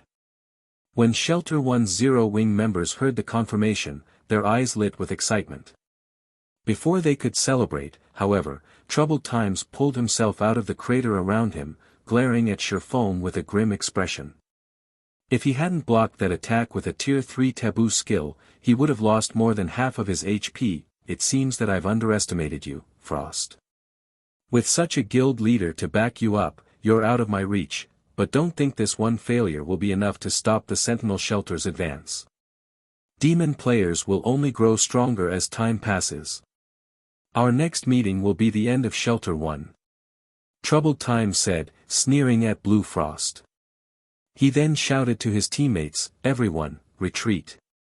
Following their orders, every player from the Sentinel Shelter turned and fled. They gave Shifeng and Fire Dance no opportunities to strike. When Blue Frost heard Troubled Times' warning, however, he paled. Meanwhile, the Extreme Light Shelter's members couldn't help but shake their heads and sigh. As Troubled Times had said, demon players and ordinary players were on different levels. Demon players could continue to upgrade their demon rank, bolstering their combat power as time passed. Shifeng might be able to stop the Sentinel Shelter's demon players right now, but how long could he continue to do so? Moreover, Shifeng was Zero Wing's guild leader. He couldn't stay in the Dark Den indefinitely. Once he left, Shelter One, which constantly fought the Sentinel Shelter over resources, would suffer. You're not wrong, but that only holds true if you escape with your lives. Shifeng growled, watching Troubled Times preparing to flee. Demon players could increase their combat power by raising their demon rank, but they had a fatal flaw. They couldn't afford to die. Once a demon player died, they'd lose a significant fraction of the strength and reputation they had built up. It was a problem that constantly plagued demon players. I admit that you're exceptionally powerful, Guild Leader Black Flame, but if we focus on escape, how many of us can you really kill? You're better off saving your energy. The moment Troubled Times finished his statement, he split into 5 clones of himself. All 5 clones then split up and fled in different directions. As he did, the rest of the Sentinel Shelter's Tier 3 experts used their trump cards as well, either boosting their movement speeds or creating a group of doppelgangers to cause confusion on the battlefield. It was obvious that the Sentinel Shelter's experts were quite adept at escaping and surviving. None of them were afraid of Shifeng or Fire Dance's pursuit. Read latest chapters at Wuxia World. EU, is that so? Even as Troubled Times ran, Shifeng showed no intention of chasing him down. Rather, he chuckled and asked, what if we invite 2 Tier 3 magical classes to join the fray? Suddenly, Troubled Times realized that something felt off. Magical classes were more suited for team battles than physical classes. They could exhibit far more combat power on the battlefield, which was why Graceful Monarch had gone out of her way to invite Blue Frost to the Extreme Light Shelter. Suddenly, space roughly 100 yards away from the battlefield began to blur. A translucent barrier of water then appeared, in front of which stood 2 women in elegant mage robes. All of the mana within 300 yards of the women gathered to them. The mana density around them became so high that it formed a thin layer of mist in the area. This is. Is that a fully unlocked mana body? Chapter 25:15 Apex Sword. Seeing the mana on the battlefield gather around Aqua Rose and Violet Cloud, troubled times, expression darkened further. The mana body was the very symbol of Tier 3, and any player that reached Tier 3 understood one thing: they had no control over their mana bodies. They needed to learn about and adapt to their mana bodies first. Only then could they gain full control over their mana bodies and exhibit the true strength of a Tier 3 class. However, it wasn't easy to unlock a mana body's full potential. Very few Tier 3 experts had even begun. And yet, 2 experts with fully unlocked mana bodies had joined the fight, and both were magical class players. What? This can't be true, can it? They've already unlocked their mana body's full potential. What kind of guild is Zero Wing? Intense shock flashed in Graceful Monarch's and Purple Rakshasa's eyes as they stared at the distant Aqua Rose and Violet Cloud. Zero Wing was already amazing to have a monster like Sherfong, but now, they learned that the guild had 2 magical class experts with fully unlocked mana bodies, as well. What was up with this? Even at this stage of the game, it was incredibly unlikely that the various superpowers would have a single expert with a fully unlocked mana body, yet Zero Wing had 2. How did they do it? Even Illusory Words stared with wide, shocked eyes. She couldn't bring herself to believe what she was seeing. Since more of the various superpowers members had begun to reach Tier 3, these superpowers had shifted their focus toward helping their Tier 3 members unlock their mana body's potential, rather than nurturing more Tier 3 players. Controlling one's mana body wasn't like controlling the physical body, however. Players' mana control needed to be excellent to accomplish the task. Unlocking one's mana body required such high mana control that even magical class players, who often manipulated mana, only had a small edge over physical class players. Unlocking a mana body's potential was a gradual process. Players needed to conduct repeated experiments, slowly learning how their mana bodies operated. This process was impossible to skip since every player had a different mana body. The current top player in Crimson Emperor had only unlocked 35% of their mana body's potential, and the guild's remaining Tier 3 experts hadn't even unlocked 1%. As one unlocked more of their mana body, the process became more difficult. Based on Crimson Emperor's estimates, a Tier 3 player should need 2 or 3 months, at least, of relentless effort to unlock their mana body's full potential, notwithstanding any fortuitous encounters. And now, Illusory Words learned that Aqua Rose and Violet Cloud had both fully unlocked their mana bodies. How could she possibly believe this? Moreover, the mana the 2 women commanded was truly frightening. Despite standing several hundred yards away, Illusory Words could sense the torrent of mana flowing toward them. It felt like watching whales take a breath of air. Those 2 women were practically moving mana engines. Before anyone could recover from their daze, Aqua Rose and Violet Cloud had finished chanting the final verses of their incantations. As they did, a blue, 2-fold magic array appeared above the battlefield, covering a 100-yard radius. Meanwhile, several hundred silver magic arrays manifested around Violet Cloud. Tier 3 Super Spell, Frostburst Waterfall. Shadow Rage. With the help of their mana bodies, the women's spells drained all of the mana in a 400-yard radius. Suddenly, countless ice shards rained down from above, and as they passed, space froze. Any Tier 2 demonized player these ice shards encounter transformed into ice sculptures and died instantly. When the ice touched a Tier 3 demonized expert, they plundered 1/3 of their HP. While Aqua Rose's ice covered the battlefield, the Shadow Blade's Violet Cloud's Shadow Rage danced among the fleeing demon players.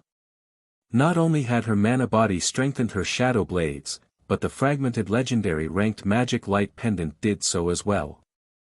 300 Shadow Blades, with power approaching the Tier 4 standard, struck the Sentinel Shelter's fleeing members. The blades were so powerful that not even Tier 3 experts could block them without taking some damage.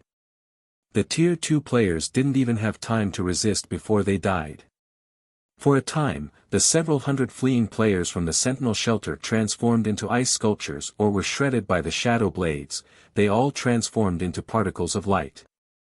Not even the running Tier 3 experts could escape death. Despite the world of ice and light the battlefield had become, none of the extreme light shelter spectating players found the scene beautiful. They only felt fear and dread as they gazed at the destruction.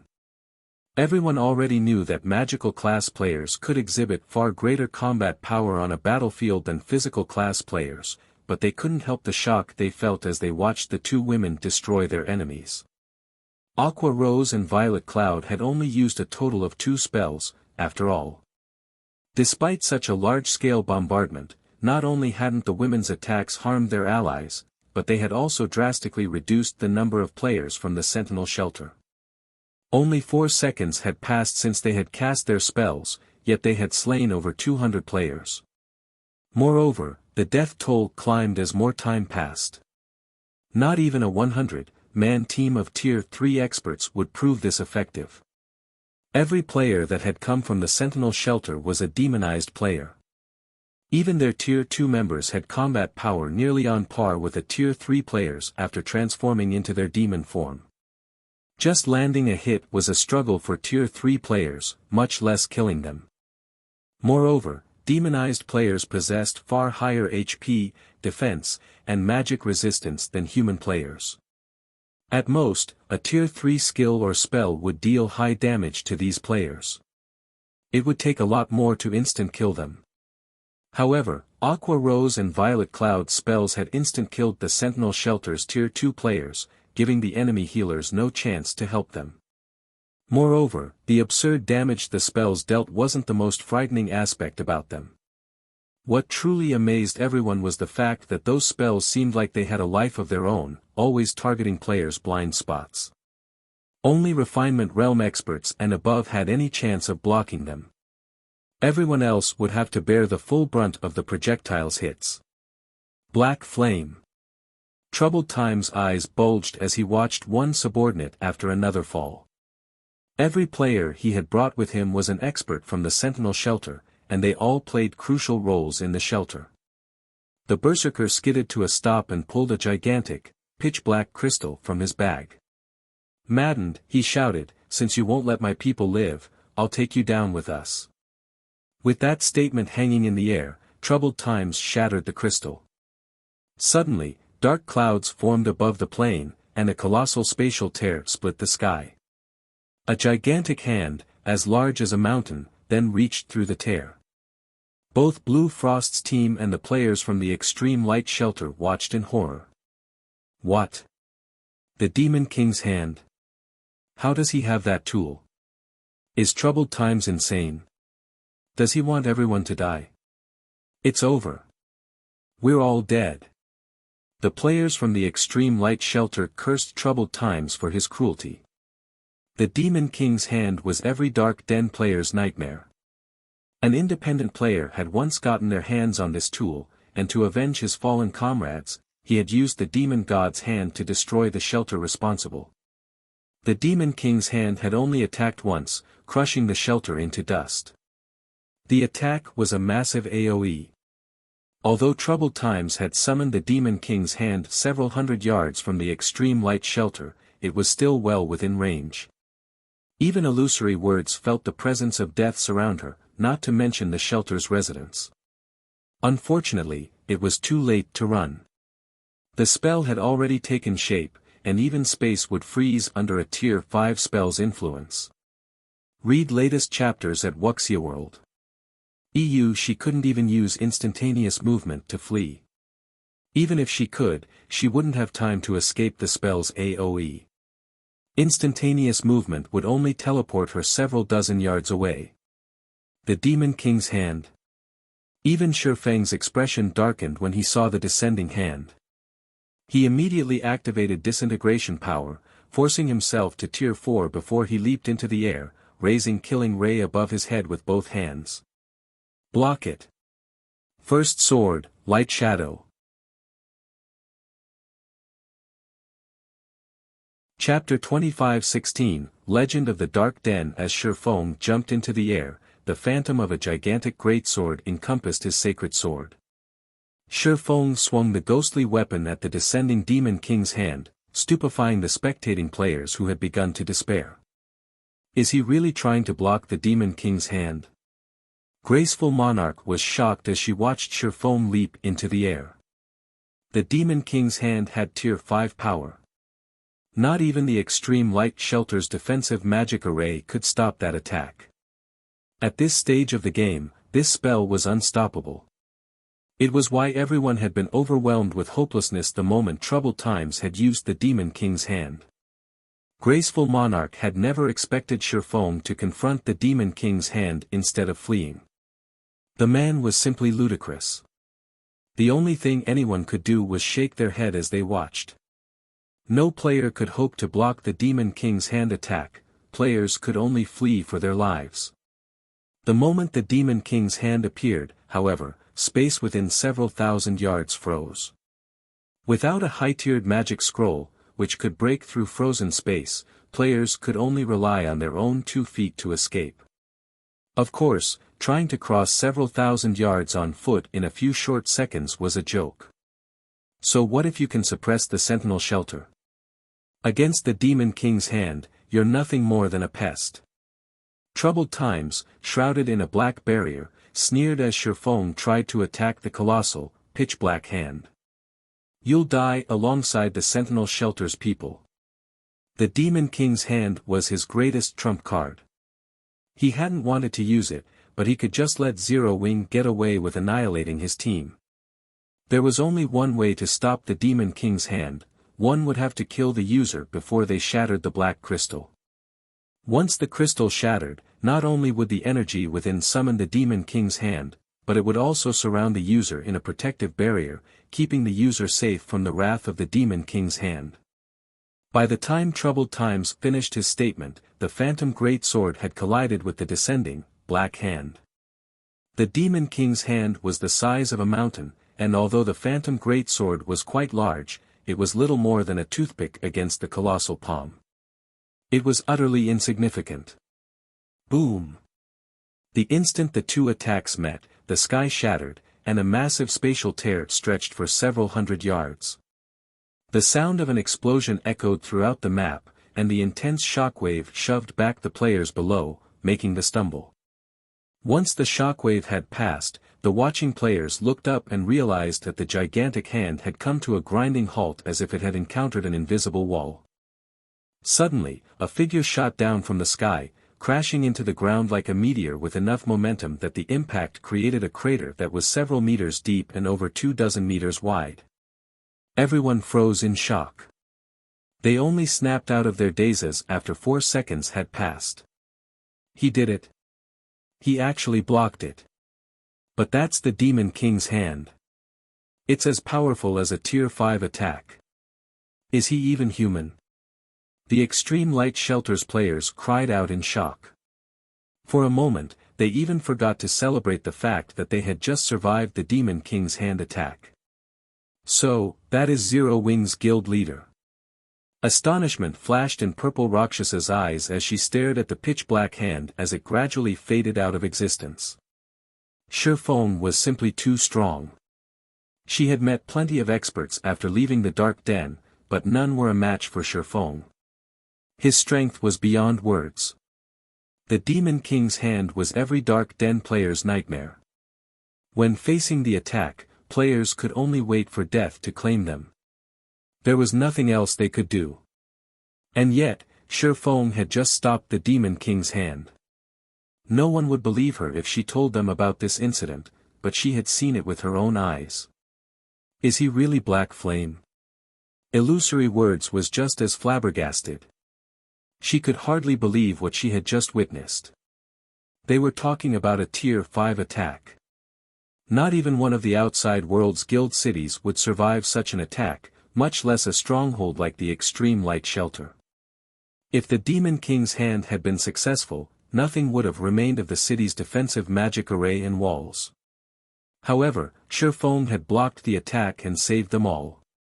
Only the 5 great super guild's true monsters were likely capable of accomplishing such a feat. Impossible. How can anybody block that thing? Troubled Times was dazed as he watched the Demon King's hand dissipate. His mind instinctively refused to accept the situation. A Tier 5 Demon King's attack could even vaporize Tier 4 players, much less Tier 3 experts. It shouldn't be possible for current players to block the attack. But no matter how hard the Berserker rubbed his eyes, he couldn't change the fact that the gigantic, pitch-black hand was fading away. It was obvious that the hand had exhausted the energy that had summoned it, and it couldn't sustain itself on this plane of existence. While everyone struggled with their shock and elation over the Demon King's hand's disappearance, a figure pulled itself from the massive crater in the middle of the battlefield. It was none other than Shifeng, who had intercepted the attack. He was clearly in a miserable state. Not only was he heavily injured, but he also had less than 10% of his HP remaining. The sacred sword in his hand trembled violently as if crying in agony. He's not dead. He survived. How high are his defense and HP? Everyone's jaw dropped when they noticed Shifeng emerge from the crater. The fact that the swordsman had stopped the Demon King's hand was already unbelievable, yet now, they learned that he had actually survived the endeavor. He had just taken on a Tier 5 attack, which was even powerful enough to severely injure Tier 4 mythic monsters if they took it head-on. Current players should have no hope of surviving such a blow. Read latest chapters at Wuxia World. EU Guild Leader. When Blue Frost and his comrades saw Shifeng, they were elated, and pride shone in their eyes. They had just witnessed a legend in the making. And their guild, Zero Wing, was responsible for it. Both Shifeng and Zero Wing would become legendary names throughout the Dark Den as word of this spread. Chapter 25:17, Fame spreads across the Dark Den. Everyone was astounded that Shifeng had survived after countering the Demon King's hand, but the player in question only breathed a deep sigh of relief. Thank goodness the Demon King's hand's power is barely at Tier 5. If it had been stronger, not even Void Shield would have saved me. Glancing at his HP bar, Shifeng realized he had very nearly lost his life. Had an expert with a fully unlocked mana body summoned the Demon King's hand instead of Troubled Times, he wouldn't have even had a chance to resist. In God's domain, magic tools' effects varied depending on the state of a player's mana body. When a player with a locked mana body used a magic tool, its effects would be minimized, but if a player used their mana body's mana to activate a magic tool, they could elevate its power. If a Tier 5 expert had used the Demon King's hand, they would have likely boosted its power to the peak of Tier 5. Fortunately, Troubled Times hadn't unlocked his mana body's full potential yet. With his disintegration armor's help, Shifeng had forced himself to Tier 4, but his strength was nowhere near Tier 5, even after using Holy Annihilation's first sword. At best, his Lightshadow had peak Tier 4 power. To attack with Tier 5 strength, he'd have to master the second sword, Holy Devour. A large part of the reason for his miserable state was the fact that he hadn't yet perfected Lightshadow. Although, he still wouldn't have wielded Tier 5 power even if he had perfected the technique, pushing it to its limits. It only would have saved him from most of the damage he had suffered in countering the Demon King's hand. But that counterattack was his current limit. Even after forcing himself to Tier 4, executing Lightshadow perfectly was practically impossible. Mana techniques weren't like combat techniques, they focused on mana manipulation. With a combat technique, the stronger a player's physique was, the easier it would be to execute. In other words, higher-tiered players had an easier time using their combat techniques. However, the opposite was true for mana techniques. The higher-tiered a player was, they would have access to more mana to control, and as a result, controlling mana became more difficult as players reached higher tiers. Just using Lightshadow at Tier 4 had depleted more than half of his concentration. His consumption rate had been many times higher than when he used the technique at Tier 3. Since you're done, Commander Troubled, it's my turn. Shi Feng snapped, shifting his gaze to the dazed berserker a short distance away. Shi Feng hadn't been loud, but when the Sentinel Shelter's survivors heard him, their scalps went numb as fear overcame them. Even Troubled Time's instincts screamed at him to run, and he took an involuntary step back for each step Shi Feng took toward him. This swordsman was monstrously strong. The man had actually survived a hit from the Demon King's hand. Troubled Times couldn't even imagine what he could do against Shi Feng. Although he knew that Shi Feng was on his last leg after countering the Tier 5 attack, and he could probably kill the swordsman with a normal attack, he was afraid. He was even terrified of trying.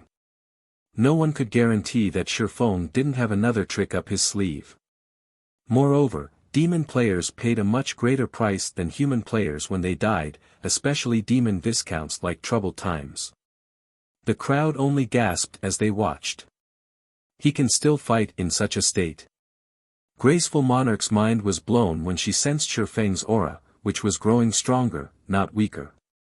Even she was confident that she could easily defeat Shi Feng in his current state, not to mention the demonized Troubled Times, but when she looked at the swordsman as he slowly approached Troubled Times, her instincts warned her to flee.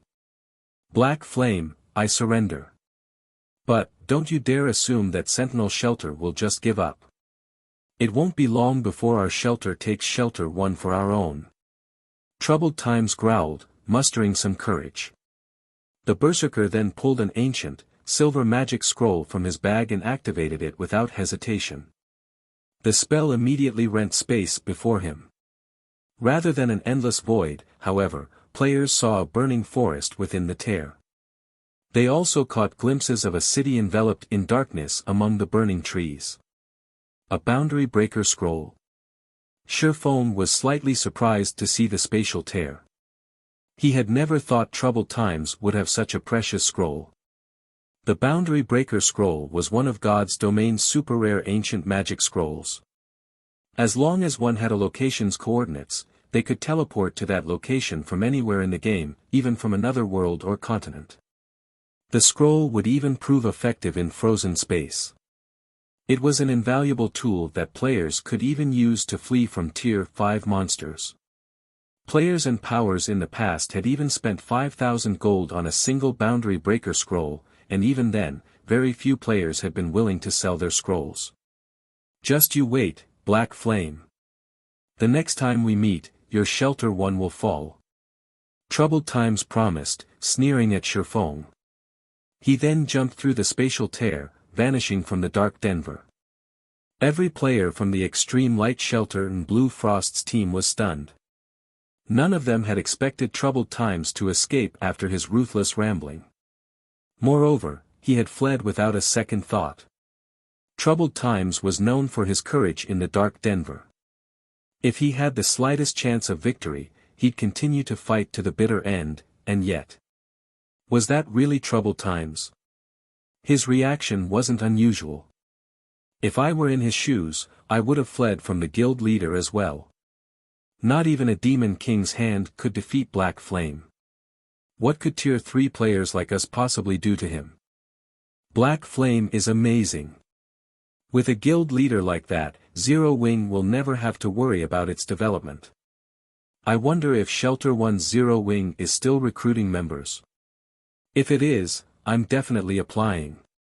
After a brief moment of silence, a commotion erupted throughout the Extreme Light Shelter as everyone discussed Troubled Times' escape. They also expressed their admiration for Shi Feng, and quite a few players, who had been developing in the shelter for some time, began to consider moving their bases to Shelter 1 and joining Zero Wing. Shi Feng's presence was even more than enough to deter superpowers from attacking Shelter 1. Furthermore, Shi Feng wasn't Zero Wing's only monstrously strong player. If they could learn from these monsters, they'd quickly grow stronger. He still got away in the end. Blue Frost frowned as he watched the spatial tear disappear. Read latest chapters at Wuxia World. EU. Although he was surprised with how decisively Troubled Times had fled, the man's actions had been well within reason. Shi Feng's strength had just been that astonishing. There was nothing surprising about how much Troubled Times feared Shifeng, going so far as to run, even knowing that Shifeng had almost no combat power remaining. While almost everyone viewed Troubled Times' ruthless promise as nothing more than an attempt to salvage his reputation, Blue Frost knew that he hadn't been joking. The Dark Den offered demon players an unimaginably advantageous environment, and now that Troubled Times had seen the depths of Zero Wing's strength, he would be absolutely confident of overcoming the guild the next time he attacked. Moreover, the fact that the Berserker had used one precious tool after another proved that a great power supported the Sentinel Shelter. If they didn't deal with this properly, Shelter 1 would face true danger. Escape? Do you think you can flee from me so easily? Shifeng chuckled as he watched the spatial tear finally close. Chapter 25:18, Kill no matter the distance. Have you locked onto him, Fire? Shifeng asked, turning toward Fire Dance a short distance away. Players had many ways of escaping to live another day in God's domain, and when one wanted to hunt a fleeing player, they could rely on tracking scrolls, skills, and spells. Of all of the main classes, the assassin was the most adept at tracking and taking out targets. Once an assassin reached Tier 3 and unlocked their mana body's full potential, their tracking abilities would undergo a qualitative transformation. They could use their own mana to lock on to another player's mana signature. Unlike tracking scrolls, this method didn't add any debuffs to the target, making it nearly impossible to detect. Unless the targeted player could remove the mana the assassin had left on them, they couldn't shake off the tracker. Rest assured, Guild Leader, my mana is on him. Even if he runs to the edge of the world, I can find him, Fire Dance confirmed, nodding. She had locked on to every Sentinel Shelter member's mana signature even before she had killed the Tier 3 Shield Warner. Even if Aqua Rose and Violet Cloud hadn't taken action, none of the Sentinel Shelter players participating in the fight had had any chance of escaping with their lives. Guild Leader, do you really intend to chase after Troubled Times? The Spatial Tier's destination is a city enveloped in darkness energy. There's a 90% chance that it is in demon players' territory. Those demon players are extremely biased against other races. Even if you manage to make it there, you'll have a hard time reaching Troubled Times, Blue Frost hurriedly interrupted, attempting to dissuade Shifeng from hunting down the Berserker in question. Although Troubled Times still posed a threat to Shelter 1, the Sentinel Shelter would need some time to recover from losing so many of its top experts. Meanwhile, Shelter 1 could use this chance to grow stronger. After today's battle, Zero Wing's fame would spread across the Dark Den, after all, and a large number of players would show up to join Shelter 1. The shelter wouldn't have to worry about its development speed. Once they upgraded Shelter 1 to a large shelter, Troubled Times would have a hard time threatening the shelter. Of course. These players have chosen to be one of Zero Wing's enemies, and I need to ensure that they know the price for doing so. Shifeng resolutely declared. Another time, he might have let the matter slide. But times had changed. As the Dark Den had more contact with the outside world, more superpowers would have designs on the other world. If superpowers wanted to develop in the Dark Den, they'd need a shelter first, but reaping the other world's benefits would take ages if they had to construct and grow a shelter from scratch. Hence, they would try to take over already developed shelters. Now that the Sentinel Shelter was the first power to target Shelter 1, he had to teach them a lesson and use them as an example, showing other powers that Zero Wing was not to be provoked. If he didn't act now, more powers would target his shelter in the future. I understand. I'll see to the necessary preparations, but now that the various powers are fighting over the bronze teleportation gates, traveling to the main continent is incredibly challenging. I'm afraid that we'll need some time before we can go after Troubled Times, Blue Frost said. Blue Frost understood what Shifeng intended when he heard the man's reply. It was clear that Shifeng wanted to make an example of Troubled Times, but traveling between the Dark Den and the main continent wasn't easy. Thus far, the bronze teleportation gates were the only reliable way to do so, but Shelter 1 wasn't a high enough rank to own such a gate. They would have to borrow a large shelter's bronze teleportation gate. Unfortunately, these gates' available slots were limited, and most had already been distributed. Traveling to the main continent any time soon wouldn't be a simple task. As soon as Blue Frost finished speaking, however, a crisp, pleasant voice interjected. Guild leader Black Flame, if you wish to visit the Demon City, I can help you with that. A horned eagle slowly descended from above, and the pleasant voice had come from none other than Illusory Words. You know where it is? Shifeng asked, surprise flashing in his eyes. He knew that demon players' territories were on the main continent, but they were akin to secret lands. Not only were they incredibly difficult to find, but their locations were also relatively unstable. Because of this, even the various superpowers had struggled to exterminate demon powers during his previous life.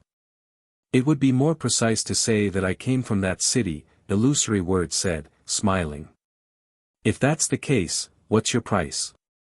Shifeng asked. He doubted that Illusory Words would help him for free. The woman was one of Crimson Emperor's vice guild leaders, after all, and although their two guilds weren't enemies, they weren't friends either. I don't need payment. Consider it Crimson Emperor's attempt to befriend Zero Wing, Illusory Words replied with a smile, shaking her head. All right. As long as Crimson Emperor doesn't provoke Zero Wing will avoid clashing with Crimson Emperor, Shifeng agreed with a nod. I'll have to thank you then, Guild Leader Black Flame. I will report this to my superiors later, Illusory Word said.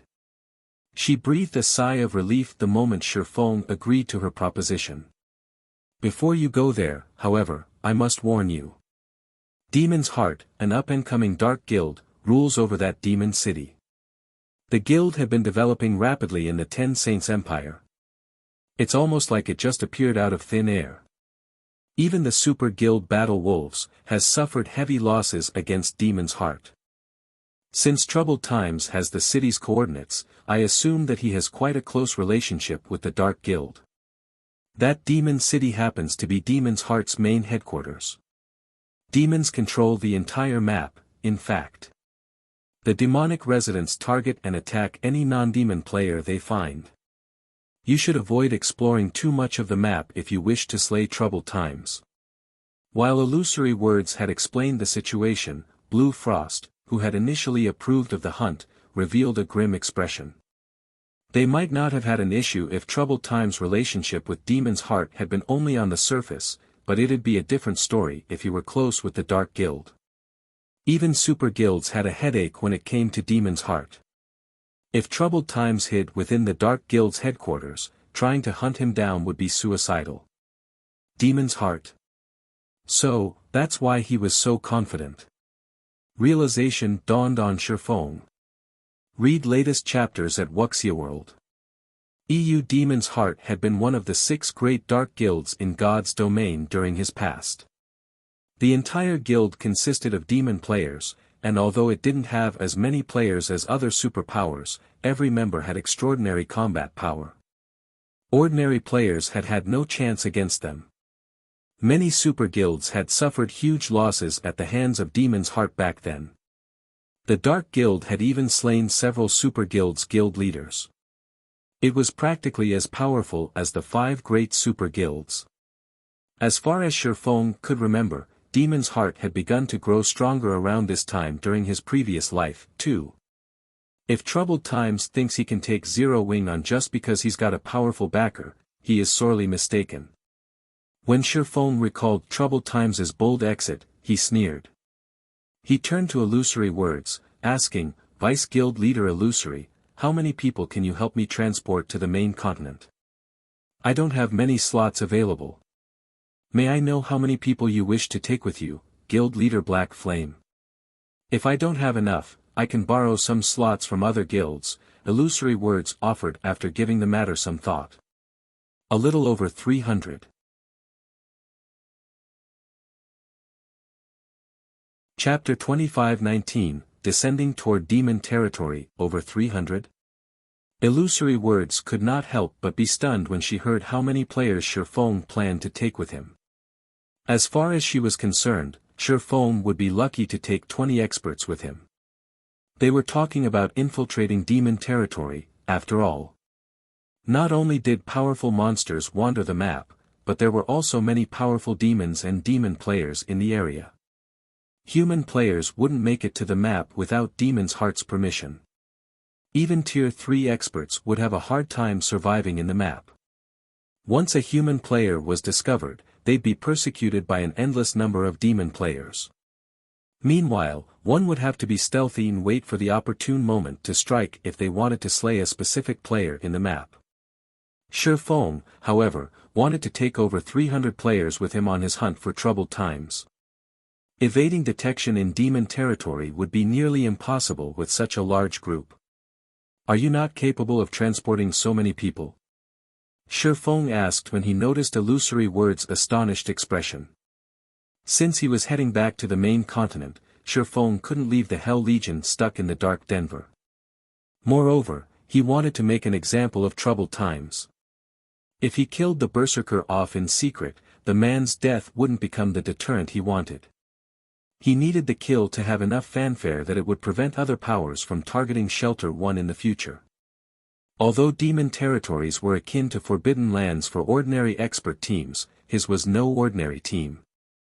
It was Netherworld Empires, one of the 5 great super guilds in God's domain, strongest trump card legion.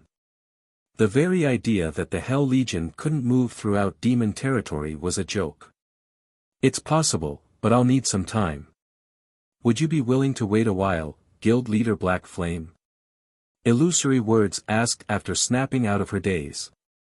How long will you need? Feng asked. I should be able to arrange it within roughly 6 hours, Illusory Words confidently replied. All right. I'll have to trouble you then, Vice Guild Leader Illusory. Feng breathed a sigh of relief when Illusory Words said she'd only need 6 hours or so. Fire Dance had used her mana to lock onto troubled times, but the technique wouldn't last long. At most, her mana would remain on her target for 2 days. After that, her mana would leave troubled times, and hunting him down would be almost impossible. Once Illusory Words and Feng had finished their discussion, the Vice Guild Leader left the extreme light shelter atop her flying mount to see to the necessary preparations.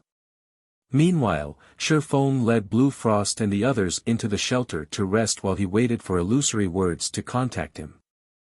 While they rested in the extreme light shelter, news of Zero Wing's battle with the Sentinel shelter spread like wildfire. For a while, all of the Dark Den was in an uproar over the event. No one had ever thought a player could counter a demon god's hand and scare the Sentinel shelter's strongest expert, Troubled Times, away. While this news spread, word of Feng's hunt for Troubled Times shook the Dark Den's various shelters. It was a hot topic among countless players in the Otherworld. What? Zero Wing is going to hunt down Troubled Times? How ruthless. But I like it. If Zero Wing succeeds, the Sentinel shelter is as good as finished. That shouldn't be possible. Troubled Times is no fool. Once he discovers a marker on him, he'll just wait in the city until it disappears. Zero Wing won't be able to reach him. That's why the guild is taking over 300 players on the hunt. I bet that Zero Wing won't hesitate to kill him even in a city. Troubled Times is pitiful. With so many experts going after him at the same time, he has no chance of surviving. I don't think Troubled Times will lose everything. I'm sure he'll take all of those experts with him to the grave. It really makes you wonder what Zero Wing is thinking by pulling such a crazy stunt. Zero Wing's generosity equally shocked and confused the Dark Den's players. They had never thought that Zero Wing was ruthless enough to gamble the lives of 300+ experts just to take out a defeated general. Even if Zero Wing succeeded, the guild would suffer massive losses. Lava Valley, Demon City, several middle-aged men, one of which was none other than Troubled Times, the commander of the Sentinel Shelter's #1 adventurer team, sat around a table in one of Demon City's high-class bars. Commander Troubled, the Zero Wing you spoke of is insane. The guild actually plans to come here just to deal with you. It's just 300 plus experts. If they dare come to this city with so few players, they'll be wiped out before they even reach the city gates. I know, right? We're in demon territory. Zero Wings experts won't even get past the several large adventure teams in the surrounding area.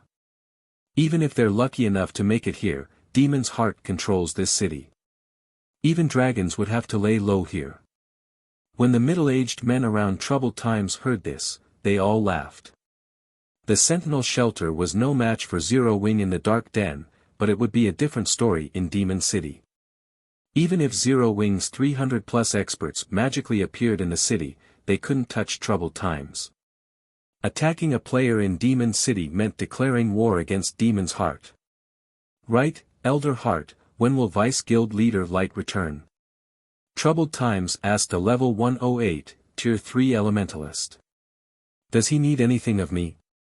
The Vice Guild Leader is currently meeting with an important person, so he told us to rest for now.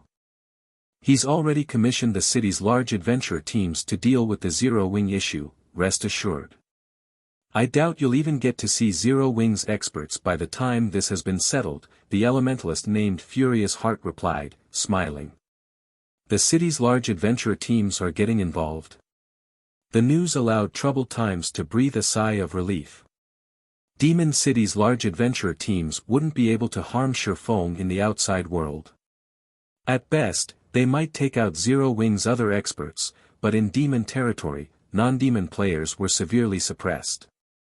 They wouldn't be able to use their berserk skills. In other words, the terrifying berserk skill Shifeng had used in the Dark Den wouldn't be available to him. Shifeng would have to face a large number of demon players and a few that had basic attributes on par with or greater than Troubled Times. While Troubled Times chatted with Demon's Heart's elders, a 5-meter-tall, space-time gate appeared in a volcanic region within the Lava Valley's outer area. Read latest chapters at Wuxia World. Numerous figures burst forth from the gate, and leading the group was none other than Shifeng. I'm finally back. Shifeng gave a rueful sigh when he felt the familiar mana around him. Sure enough, one can only fully exhibit their full strength in a familiar environment. He couldn't help but feel a little uncomfortable both on the mana-deficient Western continent and in the mana-rich Dark Denver. The instant he returned to his own continent, however, he felt his mana affinity improve. Everyone's through, guild leader. What should we do next? Blue Frost asked Shifeng. He felt a little nervous around the Hell Legion's members, who had concealed their appearances under black cloaks. Good. Since everyone's here, it's time we pay Demon City a visit. Shifeng declared with a grin.